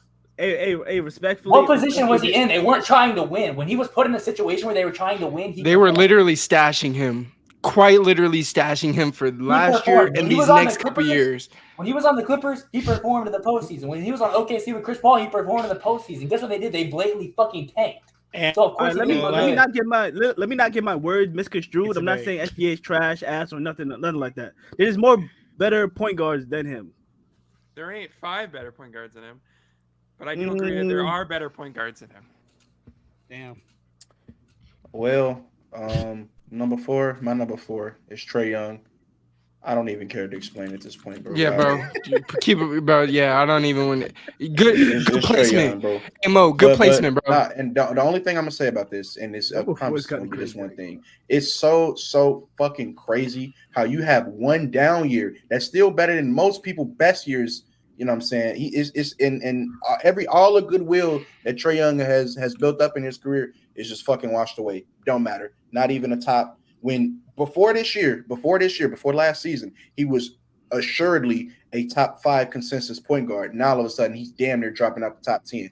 I don't get it, but list that shit wild to me though. I will Go to hey, fuck off, Dan. I wouldn't will say say that consensus, he but wasn't- a lot of people had him right there. He wasn't around a there. consensus top 5 point guard. He was probably 5. And if he had a worse Yeah. year, That's he that's would top be dropped. 5. No, I'm saying that wasn't consensus. Like everybody Yeah, had him like top I feel like a lot of people could have had him outside it, but even if 5th was where he mostly ranked, like a lot of people probably had him outside top 5 He too. was dead ass talking about him being better Not than at Damian all, Lillard but last season. yeah, literally. I remember there that. was so many conversations of that. Go ahead, John. Are we counting Kyrie? Are we like? Are we allowed to no, count? Nah. No, we're not allowed counting him. That Okay. man is a 2. Okay, sounds good. If we're not counting Kyrie, then here's where. Yeah, no. All right. Here's where because I ain't gonna lie, I was rushing, so I really didn't get to finish these top 4. But here's where Dame's coming in. Here is where Dame's coming in. The nigga averaged 32 points per game last season. Nigga's a proven. I can't say winner. But I'm not gonna say winner, but like fucking, he's a bucket. You know what I'm saying? We know what he do. So that's where Dame comes in for me at that 4 slot. John, have you listed Shea yet? Just curious. No, I have not listed Shea yet. Okay, all right, bro. This nigga got Shea top 3. I mean, the nigga's been putting up a 30 balls. I don't think that's too crazy. Since Still not too crazy. his second year. I have SGA at Over. 4. I mean, what's been said about SGA is pretty accurate. I mean, he does everything that you'd want out of your point guard plus more. I mean, a 30-point score being true. He doesn't need to. He doesn't even need Still to gets shoot it like done. that. And Who? SGA. And he's I think SGA is one of those guys where at 4, I can't put him any higher because of the guys that I have ahead. They're just kind of non-negotiables, and the list is pretty like straight up as it is. But SGA is at 4 in my opinion. Y'all said SGA doesn't need to shoot. No, it's because Mo said he can't shoot, and then I'm like, he doesn't need to shoot. He does so many other things that he's still able to get those points in the same bunches. Doesn't even need to take those. I don't like that, only because when I mentioned Ben Simmons and mentioned everything else on the floor he could do, y'all be telling me as a point guard if he can't shoot, he's absolutely useless. That's not what I've been saying. What I've been saying is he needs to at least be a threat. He cannot be a situation where the defender can literally turn it back to you. No, I get you. I'm with you now. I got you. Yeah, because SGA will at least knock that bitch. I got you. Yeah, you cannot leave that nigga just open. He gonna hit it. You know what I'm saying? That's what I'm saying. Got you. Not better than Trey from 3 this year, and from the field, and he's a better defender. But what are Anyway. you talking about? SGA. What are you talking about? Wait, where did Trey go? Where did this come from? What are you talking And about? also just I'm fuck the part talking where he Mo clearly had a because- down because year. Mo Fuck the said part where he clearly had a down year. Having a Not down year even the- affects your ranking. It's just how it is. It does. I mean, you could argue No. Shea Yes, even had a yes, down it year. does. He It shot better than does. that from 3, like 3 other seasons before this. He didn't have how did Shea have a down year when he upped his From points shooting per game from from less 3? than 25? That's not what He I'm had a talking year about. where he shot 5 threes a game and shot like But that's 42% not. from But that's 3. not what I'm talking about. I said Trey had a down year, and then you get to talking about Shea had a down year from 3. That's not what I'm talking about though. He literally shot overall below his productive career jump. average from 3. Trey had. if you're below the average, you're down. You got it. Shea I made do got less it. than You're 1 right. 3 per game, and we're saying he shoots better than Trey. He made He less shot than 1 3 per that's game not- and that's shot not- 2. game. He said he I'm shot saying better than 5 Trey. threes a game. As a, And on top of that, still shooting below his average. He's a way better defender. I'm just saying these are a few things that, like, it's crazy how it's like he can do everything except shoot. But it's like, what did Trae Young just do? You know what I mean? Hey, I Who you just had number 4. I just said he had a down year, but And you could argue that Shea had a down year shooting from 3 too. He was That's not below what I'm 3-point talking- shooting average. I'm not. If you Next, shoot please. 34.7% That's from not your what career I'm talking about. from 3-point range, I said and you're Trey below Young had a it, down that's year a himself. down year.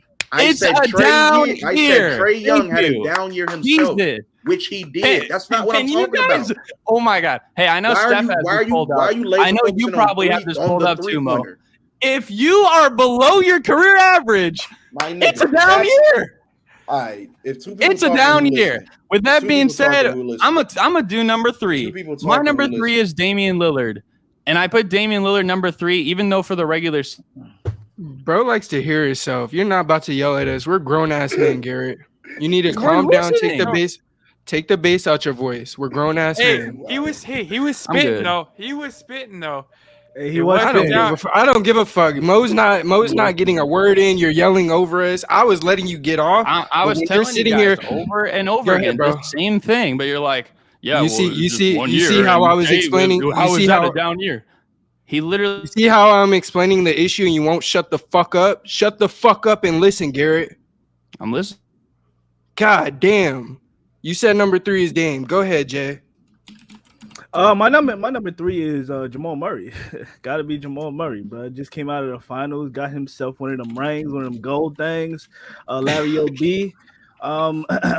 I think he had a year. You know, he injured his ACL. You know, 2 years Jamal ago. Murray at 3 Absolutely. Crazy as over fuck. Luca. Bro, y'all not Jay, being for yeah, real brother, right now. bro, Y'all Jay, brother, ass brother. Can we? trolling. Hold Every on. single one of y'all Can we? is trolling. Can we take into a That's fact a more, winning? bro, that's a more immutable offense than anything Garrett did. Can I'm we not take gonna into a lie. fact that winning basketball matters and Luka Doncic's his isolation ball, it hasn't necessarily led to wins That's a or thing. success Maxi long Kleber. term? I got a question. Answer me right now. Is the best player on the Mavericks the best player on the Mavericks as good as Jamal Murray? Yes or no? The second best player, excuse me.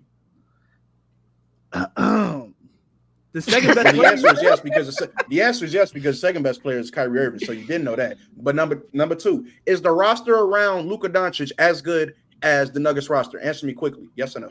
That's not fair though. That's not fair. How is it not fair? They They playing in the NBA and they both playing for a championship. What are we talking about, bro? Bro, We're talking about Jamal Murray contributes to winning basketball. Sure, he does. He's also the second best player on his team, and he's playing with the best player in the NBA, and they clearly had the best roster last year. What are we talking about?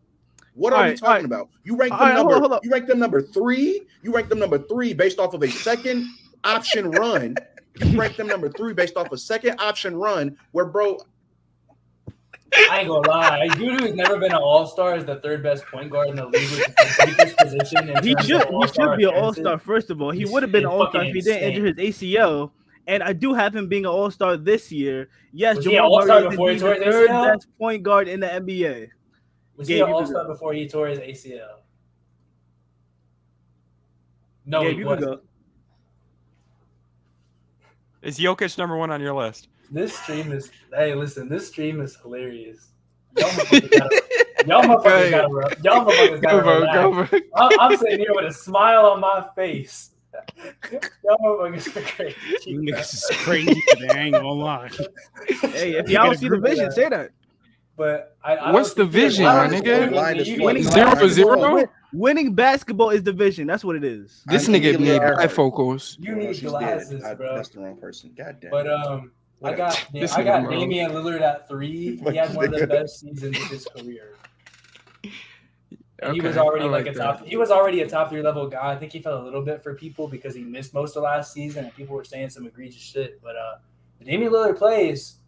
He's that guy still. 70-point game for a reason. Always pops the fuck off for a reason. One of the most consistent scorers, shooters, whatever you want to do at the point guard position. Your word, man. I said Amelia Earhart. I meant Helen Keller. I don't know how I fixed. I don't know. Never mind. We're skipping him. Yeah, no, that's crazy. At number 3, I got Dame, man, and yeah. Oh shit. Here we go. Oh no. Here we go. I'm gonna say something that I know at least some of you are gonna lose your mind to, and I'll be honest. And shit that I've heard on this episode. That is true. That is true. And Jay just put Luke at 4, so yeah, you can't be crazier than that. Jamal Murray at 3. But deservingly, you got a ring. But what I will say. Wait, hold on, John, real quick. Is Michael Porter Jr. a top 3 small forward in the NBA? Yo, John, go, bro. John, go. Oh, okay. You duck your smoke. You duck your smoke. Hey, you see what I'm talking about, right? You see what I'm talking about, though, right? You're ducking smoke, Jay. All right, y'all. Y'all gonna kill me for this, but you know what? It's got to be said, man. It's got to be said. Coming in at number 3, I have Stephen Curry. Number 3? I knew niggas were going to do that. That's crazy. Bro, you said fucking shit. It's not another PG Ben and Steph right now. I personally would take Luka, to be honest, but I mean, yeah, I could understand it. Like, I could understand it being. I would like not. I'm not trying to disrespect Steph, but like 7 days out of 7, I'm taking Luka over Steph. If I'm like trying to build a team and whatnot. And this is no John. You live in the Bay, bro. You're right, nigga. So I really get to see it, nigga. You know what I'm saying? But the reason why I have Curry here at 3, y'all, is like, look, like you could make. He probably does belong at 2, but if we talking about like what I take into account and like what I like to watch. Gabe talked about that. I think it was Gabe earlier. He talked about what he likes to watch. Bro, I'm taking SGA. I'm taking SGA at 2 and Curry at 3. I mean, it's kind of clear now. So just to review, you have a top 5 player in the world underneath Shai Gilgeous-Alexander in your point guards list. That is all. Who he can easily get there. That's the crazy. Like you're acting like Shai can't get there. This nigga's like 24. He can easily get there. He's been there. He's not getting to Steph Curry. I'm sorry. The craziest part to me about it is y'all raised Jamal Murray for his ring like Steph didn't just win one a year and a half ago. Yeah, I didn't raise him for that. I had that nigga at like 8, but you raised hold on. You didn't raise Jamal Murray, but you just raised Shai for having a first team all NBA season. Me? That's number 2. Me? I'm assuming. Yeah. You just raised him to number 2 above Steph Curry. So yeah, you ain't raised Jamal Murray for the ring, but you did that, which is I just said I did it. I did not. I literally only put Jamal Murray there because of the season he had. This is a great topic, bro. We gotta ignore what I said about Jamal Murray. Mm-hmm. What you just did, and I can only assume Shai is number 2. God help me if you got that nigga. Of course, no, of course. But you just but hold on, let me finish. You just put Shai number 2 point guards in the league because of one first team All NBA season where he averaged 30 points per game. See, that's how I know niggas ain't listening. A fantastic season. Niggas ain't listening. But bro, well, number 1, you ain't got the Shai yet, so I'm just projecting. But that's crazy. That's what I'm saying. You put him over Curry. The reason why I have Shai. No, I literally just said the reason why I have Shai at 2nd. I literally said it, bro. But I'm saying that's what you value over Steph Curry. Yes, that's what I'm gonna value. This is my opinion. As long as you said yes, so we can move on. This is bro. I mean, this isn't guess Mo's list. This is give your own opinion, right? So here's my you're right. Here's my opinion. What I like to see, what I like to watch, everything I'm taking into account. The fact that he gets buckets in a much harder degree of difficulty, but that's really what I like to watch. It's more so what I value more in a player. JELSON, your turn, brother. But Gabe, you're like that. Steph Curry's like hey. Let's what? Stephen Curry's like his dad. This nigga loves Stephen Curry. So Gabe. Oh, I was confused. I was like, what's going on? JELSON, go ahead. I have the actual 3rd best point guard in the league, no debate, and that is Damian Lillard. I'm just gonna keep it at that. Thank you. Something's normal here. Garrett. My number 2, I have Luka. I feel like at this point it kind of is straightforward. Clearly not. My number 2 got to be. You know what I'm saying? My number 2 got to be Dame time. You already know what it is. Damian Lillard had himself best year of his career, absolutely cooking. Even though that Trailblazers team was fucking ass to watch, but it was nice seeing Dame out there healthy again and absolutely cook motherfuckers. Jay. Did you not just say you value winning and that's why you put Luka at 4? I'm letting it go, JELSON. Hey, listen. Damian Lillard had himself one of the best years of his career, and I seen his resume. His resume carried a bit up this list. I'm not gonna lie. What is his resume? He went to Western Conference Finals and been to the playoffs multiple times. Trae Young went to the Eastern Conference Finals. Trae Young went to the Eastern Conference Finals. Multiple and won. Hold on. By the way, and he was 2 games away from the finals, way closer than Dame was. He put up a goose egg. Let's not forget in that Western Conference Finals, those games were very close. It was up so hold on. It was very close with the Lakers and Nuggets. And what y'all tell me every other day on this pod, you still got swept. I don't give a fuck. Gabe, your turn. You're right. Backwards ass logic, bro. Yo, we're still on the first one. We on the first topic. We on the first. It's all right. I mitigated for that, so we're good. You good. Yeah, I got Luka at 2. I'm sure that's no surprise to literally anybody if you've ever heard me talk about basketball in your entire life.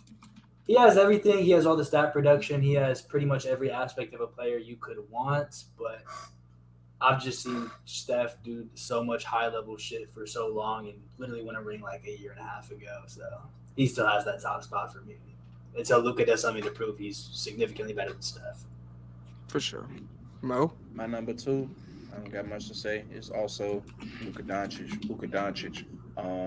I would like to see the Mavericks not suck ass and miss the playoffs this season. I'm gonna assume that they don't, based off the strength of they got Luka and Kyrie and a full roster with chemistry. Come the start of the season.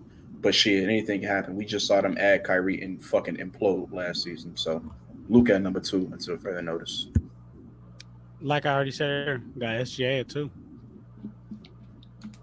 At number 2, I got the guy that I said would be a Hall of Famer if he retired today, and that is Luka Doncic. Simple as that. Who's your number 3, Joseph? Number 3 is Jamie Lillard. His number 3 is Dame. Can I just say before we get to who's number 1? No. It's the fuck off. Okay, the cumulative list that we're gonna have is gonna be fucked up, and it's y'all. And I'm fault. not And getting it's y'all flamed for this. fault. Mo, I didn't include my votes in this, so I can't be flamed for it. Man, fuck you. This is on YouTube because you the one that suggested this Go ahead, damn Garrett. topic. Go ahead, Garrett. Fuck what we're talking about. I feel like number 1, I feel like it has to be Steph Curry. Just like based on last year, we saw what he did in the playoffs. Yeah, it wasn't quite as great against the Lakers, but the most points in a game 7 up until obviously Tatum broke it the next series. But like, I don't know, man. It's just hard to top Curry. Yeah, it gotta be Steph Curry. I ain't gonna lie, John. Putting a nigga number 1, a nigga that did not make the playoffs, is crazy to me. But it's Steph Curry, bro. Bro, Being see, 34, 35 years old, still absolutely cooking. that's crazy. Bro, that Warriors team was struggling all year. They probably wouldn't have made the playoffs if it wasn't for Stephen Curry. He was going out there every single night, putting They up did make numbers, the playoffs, bro. brother. What'd you say? He said they I did. said they No, did make the playoffs. Oh, I The thought you said they. Mavs? I thought you said no. I thought you were talking about the Warriors because you said they would have made the playoffs if Stephen Curry would have played. But never mind. He I said misheard you. wouldn't. He said he was Yeah. saying wouldn't if Okay, he Yeah. did. I misheard you. My fault, bro. Nah, but yeah, it got to be Steph, bro.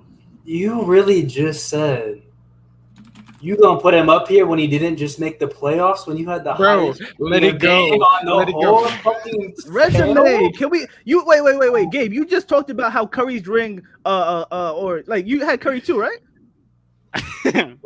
Curry's resume, he was a fucking finals MVP, bro. Dame's career highlight was 5 years ago getting swept in the conference finals. It's different. It's levels to this shit, bro. Yeah, it's levels. And there's no way That's Luka tough. Doncic should be fucking higher than Dame. Bro, That's you crazy. got all right, bro. I think you're the only one that feels that opinion out of it. Yeah. I'm happy. Nigga, I think you're the only one that got Luka out the top 3.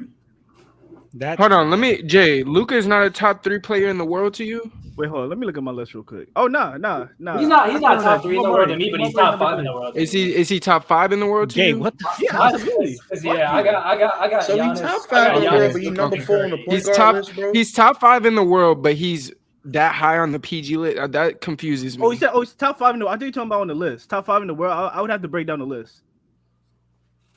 I don't Even think if there's you no got him breakdown. like a top, even if you got him Nikola like a top Jokic, Joel 15 Embiid, player, Nikola you know, Jokic, Joel He's not better. Embiid, I'm I letting mean, go. Jamal I Murray's know top 10 in the league. Giannis. I'm I'm taking Steph as well. You're taking Jamal Murray. Apparently, you taking might fuck- SGA. Hey, I might fuck around and take motherfucking Kevin Durant, Anthony Davis. You Bro, just I'm said done. you taking Mo, not SGA. Mo, You just said Mo, you taking Jamal Mo, Murray. So Mo. You my said number number one- one. Steph was your number 1, right, Gabe? Yeah, of course. You know me. Yeah, I just had to make sure, bro. my number Formality. 1, that light skinned motherfucker in the Bay, man. And We're not talking about John. hey, speaking of, That's shit, a he good one. disappeared. But his number 1 is His is also probably Steph. Steph. Joseph? But I think John's is Luka. I thought he said Steph at 3. I got Yeah, I'm not- he did have he Steph did. at 3. I got Kerr Pepper here. Steph Alright. Curry is Choke. number 1. We're gonna assume his is Luka. He's not here right now, so we Nah, are it is going Luka. He to. said it's Luka. Okay, we're gonna slide to the next one. The minute I know, first time All Stars. I need y'all to give me one player from the East and one player from the West, and a very short spiel about why you think they will be a All Star, first time All Star this season. I'm gonna start with you, Garrett, because I think you probably have the most insight with this. When I hear about your projections before the year and stuff like that, like especially, I think you had, I forget who you had as 6-man, but like I think you're good for this one. So with that being said, in the East and West, first time All Stars, what you got? My my Eastern Conference first-time All-Star, I'm trying to base it off like standings as well, and like just how good some of the teams are. I feel like most of the top teams, like a lot of those guys have already been All-Stars before. So I ended up going with Paolo Banchero for a first-time All-Star, which might seem a little early, but I do think the Magic will turn it around kind of this year. I feel like he'll definitely be the best player on that team, and if they are, I think he's going to get recognition for it. And then in the Western Conference side of things, I do think that the Grizzlies will still be a pretty decent team. And, you know, Jaren already made it this past year. And Ja will be missing time. But I did say that I think Desmond Bane might be most improved or one of the top candidates for that. I feel like he might be a first-time All-Star this year because he almost made it this past season. So I'm going to go with Paolo Banchero and Desmond Bane. My first time All-Star in the East has to be Mikal Bridges. If I'm wrong, he's never been All-Star, right? No. All right, so yeah, gotta be Mikal Bridges. The Brooklyn Nets is his team, and I think the Brooklyn Nets are going to be good enough that he will be able to make his first All-Star appearance. We saw how he ended the year with the Brooklyn Nets. He looked absolutely phenomenal. For the first time in his career, being the number one option on his team, and he also has a lot of weapons on that Brooklyn Nets team as well. So I think he's definitely going to be good enough to make an All-Star appearance. And in the West, the guy that I have making his first All-Star appearance is Anthony Edwards. I think this Team USA run, he's gained a lot of traction. A lot of odds are on him. Jay, Anthony Edwards was an All-Star last year. He was? Yeah. Oh. Yeah. Steph, we can't hear you, by the way. My bad. I think he was an All-Star. Now that I'm looking at it. Okay. Let me pivot to let's see. If you throw a name, I could look it up quick, so no worries. I'm gonna go with Zion was one. I got no West. You looking for East right now? No, he looking. Yeah, now I'm looking in the West. The West is a tough one. I think Jamal Murray. I'm bugging. Jamal Murray. Jamal Murray's definitely gonna be a first-time All-Star. He had himself a hell of a year last year. That was basically his recovery season from his ACL. This is going to be the year that he takes off, and he's going to be a household name once that All-Star weekend hits, bro. All right, mine's pretty simple. In the East, I got Mikal Bridges. I don't think it's going to be that hard to make it as a forward, especially with KD out of town. At the same time, I do think the raw numbers will be there no matter how good the Nets are or how bad they are. I think they'll be cool enough, especially in the first half of the season, to where I still don't think they're a playoff team, but I think that they'll be competitive, kind of like what we saw with like the Jazz last year. I think they'll be like that level of team. So he definitely has the hype around him as well. You hear a lot of conversation about Mikal Bridges and how good he can be. So the eyes will be on him when it comes to getting vote traction. And then in the West, I have Desmond Bane. There's the Ja suspension. His numbers are going to take a jump. He's going to pretty much step in as their top offensive guy. And so I think he'll end up getting the nod there because the Grizzlies have shown they can win games without Ja there. So they'll be good and his numbers will be there. So he should sneak a nod. Now, remember, it's All-Star game appearance. It's a little bit politics, so bear with me when I get to the West. For the East, both of you guys hit on it. I have Mikal Bridges. From what we saw, the small sample size when he went to the Nets, if he keeps similar to that up, I feel like a 23-point per game score on similar, if not a little bit worse efficiency, he'll probably get an All-Star bid just because he'll be the best player on that Nets team. For the West, need you to walk with me a little bit. But if Jordan Poole show his ass, man, I really, really think that he could be an All-Star next season. He obviously coming in with a chip on his shoulder. Chemistry got fucked up in Golden State. He didn't perform to the level that he was supposed to when it came playoff time. But I think that he's on to bigger and better things. Well, not better things because he did just move from the Warriors, but he's on to bigger things, better things for his career, better things for his play. And I think that given the keys to the offense, which I don't see why he wouldn't have, he definitely could make an All-Star appearance. So I'm gonna go with Jordan Poole come out the West. Man, I ain't gonna lie. Jordan Poole, that's different, but that's kind of crazy. I ain't gonna lie. Check chat, by the way. That's okay. All right. That's different, Mo. I ain't gonna lie. Sorry, I'm not a good multitasker, y'all. I can only do one. My bad. But anyway, yeah, I wouldn't go with. I personally wouldn't go with Jordan Poole out the West. I loved the answer of Desmond. What's up? What happened? Did you say West for Poole, Mo? No, Yeah. He's Oh in the shit. East, Brody. Oh, Yeah, I'm damn. confused. I was like, I'm confused because he keeps saying I West, but forgot. yeah. Damn, that's tough. Okay, switch Jordan Poole over to the East because he is in the East. I guess that'll be my pick because y'all pick Mikal Bridges. Damn, I tweaked on that. And then for the West, we can go with Desmond Bain. I think that stepping up in that 25 games that Ja gonna be not there, and he's probably gonna be the first option on that team while Ja's not there to score. So I feel like he can fill that role, fill it for a good enough time, and give him the All-Star bid, especially because Ja won't have one. So Yeah. I agree exactly with that.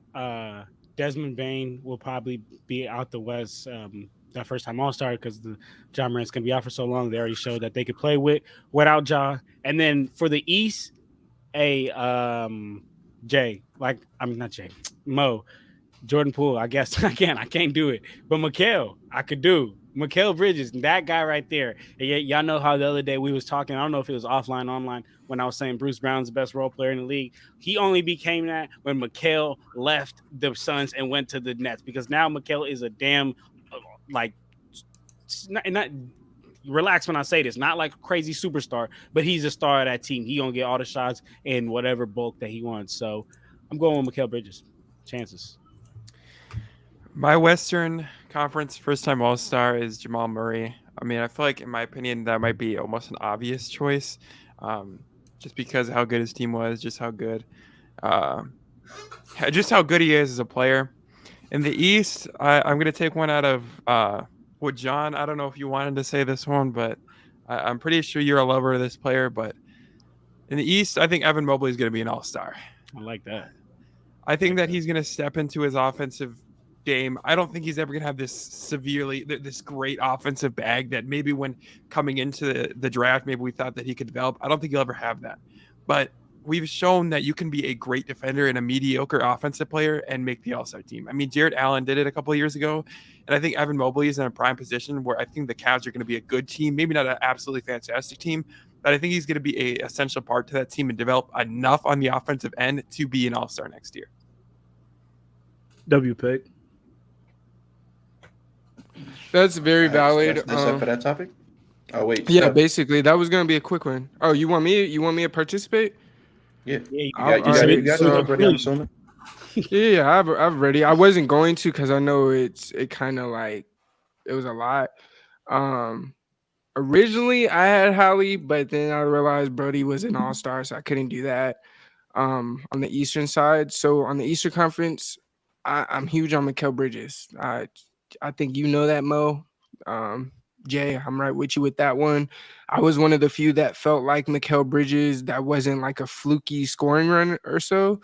People were saying it a lot, but I don't think it was quite that. I think he was able to show it sustained for a good amount of time, and I think his scoring, how he gets the ball in the basket has improved a lot more, especially considering that wasn't even close to his role in Phoenix. On the Western side, that one's a little bit more tough for me because we know the Western Conference is pretty deep in terms of the skill and the talent that players have on that side. And I really don't want to go with Desmond Bain because that was one of my picks because, I mean, I do expect him to take a leap due to Ja being out and everything. But for the sake of, I guess, shock and awe, kind of, but I am high on this player. It's going to be tough. It's going to be a battle. But Keldon Johnson, he could possibly, if he really, really, really has a great year, him and Wemby do some things, he could try to sneak in there. I don't know. It's going to be hard because the West is deep with that It'll be skill like and how talent, Wiggins like I got in. said. Exactly. So Except he's not gonna it'll be be tough. Damn sure not gonna be no star. Not at all. It'll be tough, but I like his game, and I think he's a guy that doesn't get too much recognition. So I think he'll have the kind of year that you might have a case to argue him All-Star, but he won't be a shoo-in All-Star, if that makes sense. Go ahead. No, I was just saying I like that take because now with Wemby there, I mean, they're going to be getting the eyeballs on the team, right? Mhm. People are going to be watching. And Keldon Johnson, we've seen in the past that he is a real hooper. I mean, all he has to do is take a minor leap, and he's already in that all-star contention. And with the eyeballs on it, I might put him right there. No, that's a good pick. W. Shout out to Keldon It's Johnson. fair. But we're gonna move on. This will pretty much end it off because it will probably get to about the 2.5 hour mark. But we're pretty much gonna have open debate, open floor, argue, whatever you want to do. Does offense win championships or does defense win championships? That's the basis. That's the question. And I mean, anybody who wants to, you could take the floor on what you believe in, but go right ahead, whichever one you believe. I mean, I feel like it got to be offense, right? I mean, we've seen the last few years the Warriors absolutely dominate the league. And although it was because they had a top 5 offense, top 10, top 5 offense, but it was the offense, top 10, top 5 defense, but it was their offense that really, really set them over the bar, that made them better than any other team in the league. Like, think about it. If you can score in a multitude of ways and the opponent, no matter how good of a defense they play on you, but you could just outscore any type of defense that they play, they're not stopping you. They had Kevin Durant, Steph Curry, Klay Thompson, just a complete arsenal of firepower. Defense isn't stopping that. No type of defense was stopping that, and we haven't seen any defense stop that. The only thing that stopped that was injuries. I mean, you can say that with that, and that's clearly the exception and not the rule. Because how many teams we see making it with full all-stars, you know what I'm saying? And what would have been 2 first-team All-NBA players on the same team, but they didn't do that because that would have looked crazy on paper. So, I mean, yeah, you're right there. If every team wants to set up have 5 flamethrowers on their team, yeah, but you're not going to get that. So I'm going to go with the opposite, and I'm going to say defense. And obviously, you got to score more points than your opponent. But when it comes down to the 7-game series, the intricacies of playing defense a particular way on a particular player, playing defense, your team, how your team plays defense, those things matter significantly more than can I get this bucket? Because you want to know why? During these tight playoff games, this when basketball is at its hardest because everybody's playing defense hardest. The defense is tighter. You're gonna get less open looks. Hopefully, you should because it's a playoff. You know, it's the playoffs, and everything's gonna be hard. You're gonna have to work harder for that. So that's why I'm saying defense is what wins you championships. Historically, you can argue the opposite, but like you're not making it far if your defense isn't competent enough to slow the team down when they go on scoring runs and stuff like that. You can score as much as you want. We just saw the Kings was electric in the regular season, and then what happened in the postseason? You know, I wanted to argue the point that I don't want to be the guy that says, "Oh, it's offense or it's defense," but what we've seen in the past is Jay was almost brought up was you kind of need both. And if we're gonna argue the fact that, man. But what I want to argue though is if we're talking about if we need both, what needs to be better? I think the offense needs to be better. I mean, as long as you have a defense that's able to get stops here and there, and if your offense is top tier, probably let's say the best offense in the league in the top 10 defense in the league, you can get that done. I don't think you can do that vice versa. But I think that there might be a cop-out answer saying both, but I'd say probably leaning towards the offensive side of things. Yeah, that's very cop-out of you, I'm not going to lie. I'm an offensive guy, man. Like, where I'm at with it is once you really get to, like, the last 2 rounds, I think at that point, there's just so many other factors at play besides just raw, how good is your offense, how good is your defense. When you get to those, like, conference final series, it's always like some superstar performances. What are your depth pieces doing? There's a lot more that goes into that. But what I see is what gets you to that point to compete for a championship. What gets you to that point where you're a true contender, not just a good team, but a true contender. And for me, I think offense is just a little bit more important. While there have been some good offensive teams that'll fall off early, I see notably there's a lot of defensive teams that come to mind for me, like the 2021 Knicks. They really showed out on the defensive side of the ball. Got to the playoffs against the Hawks, got cooked. That offense got shut down because it wasn't a genuine good offense. and they went out sad. Even more recently, look at the Cavs this season. One of the top defenses in the league gets to the playoffs, but that offense clearly was not built for the playoffs, and they went out sad. The Kings, they were a great offensive team, and they still did lose in the first round as well, but they looked a lot more competitive, and a lot of that translated better to a playoff environment because they had that good offense. Not saying they were a top-tier contender, but as far as a top-level offense versus a top-level defense, a great offensive game is going to be a great defensive game every time. You hear good defense, better shot. And when it comes to these teams that fall out really quickly in the playoffs, a lot of times it is these teams that are good on defense in the regular season due to a scheme, but they get to the playoffs and they don't have a guy who can get an actual bucket. They don't have a good flowing offense that leaves quality shots. They don't have quality shot making because the shooting isn't all there. These genuine large holes in the offense, these teams get to the playoffs and they just fall out immediately.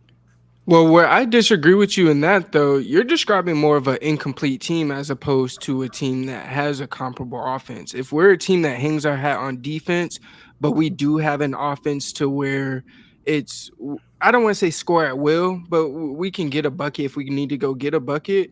Ultimately, at the end of the day, if I stop you every single time and I just score once, I win. So if I can hang my hat on the defensive end and I can genuinely say, you can't get a bucket on me and there's nothing you can do about it, but I may be able to get a bucket on you here and there, there's nothing you're going to be able to combat that with. Now, I know you could say that on the reverse end with the offensive side, but with the offensive side, there's a little bit more luck involved because once you shoot the ball's out your hands. You have obviously you have control before the fact of the shot going in and stuff like that, but how it bounces and all that other stuff, we saw with Kawhi and the shot, how it bounces and all that stuff, luck does get involved in that. Whereas on defense, what I do directly influences whether you score the ball or not. So with that being said, how can we take a team that, like you said, the Cavs, who had a great defense? Well, offensively, they did have their up and downs all year. What if we have a team that's steady offensively with that defensive prowess as well? Now we have a team where we're able to do some things.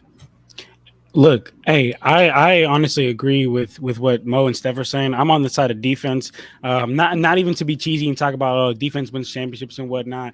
And that is huge. And Gabe, I like that point that you brought up of like, sometimes just like great offense beats good defense, and that is true. But I feel like that's more of just like a game situation or like a play situation, not throughout like an entire season. Because like if you have an entire season of playing good team defense, not just playing good one-on-one defense, I feel like that saying that you said about like a great offense is always going to be good defense is only because I feel like that's like if we were just playing, if not me and you, but like if somebody was just playing ones, you play some good defense and I just rose over to get the shot.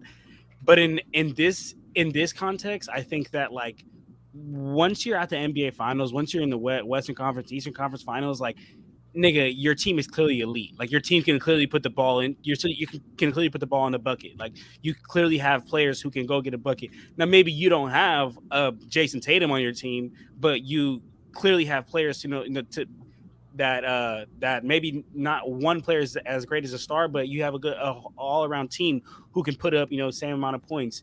But on the defensive end, right? Like I think that's so huge because it's exactly what Steph said. It's like once you're so deep in the playoffs, like everybody can score. So what's the difference? Can you stop somebody? Because if you can stop them from scoring, shit, you can hit a free throw. Now you up. You know what I'm saying? And then the other point I was gonna say, and how honestly I was really looking all over the internet for this, but I just could not find it. But I remember hearing this stat one time, and don't quote me. For the people out there, do not toast me if I get it wrong. But I'm pretty sure it's like of the last 10 NBA champions, pretty sure they've all been like top 5 in defensive rating. Again, I can't say it's 100% fact, but I know I've seen that somewhere. I'm looking at right here. I know what you're talking about. The 2022 Warriors were tied for first defensive rating. The Bucks, we know how good they were. The 2020 Lakers were third defensive rating. The 2019 Raptors was 5th in defensive rating. The lowest team I see here is the 2018 Warriors. Said they were the 11th defensive rating team. But that's I think what I said earlier, the exception, I think this not the rule. What's up? I said, what did I say earlier? The exception and not the rule.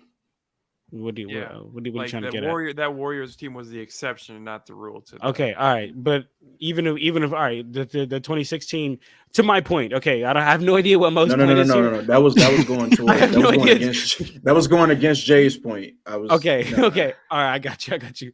I wasn't following, but basically to my point, all I'm saying is defense matters because in the last 10 championships, all these teams been like top 5 in defense rating. Yeah, I think I know what you're. Oh, my bad. Go ahead. To add to that as well, because I know you were kind of talking about like the numbers behind that, John. Because I know you love your numbers, like in the debates, like men lie, women lie, but you know what I mean. No, so I kind of did look into that, and so like in the last 10 NBA champion teams, because I wanted to focus mostly on this era because that's what we're focusing on. 5 times that team was better on the offensive end, 4 times better on the defensive end, and 1 time they ranked in the same placement. And then the last 10 years, the offensive rank was better by like 0.3. That's a very small gap. The defensive edge in the last 5 years was better by like 2 placements. So I think you also need to be, from what I found, a top 3 defense more often than you need to be a top 3 offense to win a championship. In terms of the playoffs, I know this is like a smaller sample size, but 5 times the team had a better offense, 2 times they had a better defense, and 3 times they were kind of in the same placement as well. And in the last 10 years, the offensive rank was only a 10th better, but in the last 5 years, the defensive rank was better by 1.2. So I think in the last half decade of titles, every team was in the 60th percentile or better defensively, but only half of those teams, were on the offensive end over the same time frame. So I would say, at least based on that, and we're also like in a league now where it's like, players kind of have the freedom to create their own shot. More players do, at least. And there's always going to be people that can create on that end. But in part to the rules, especially the rule changes in recent years, especially like players can bring it like defensively on, the big stage, and your team can kind of create a little bit more separation in terms of the success that you're going to find in the playoffs. So I would probably say that the defensive side of things, at least from what I found, probably matters a little bit more.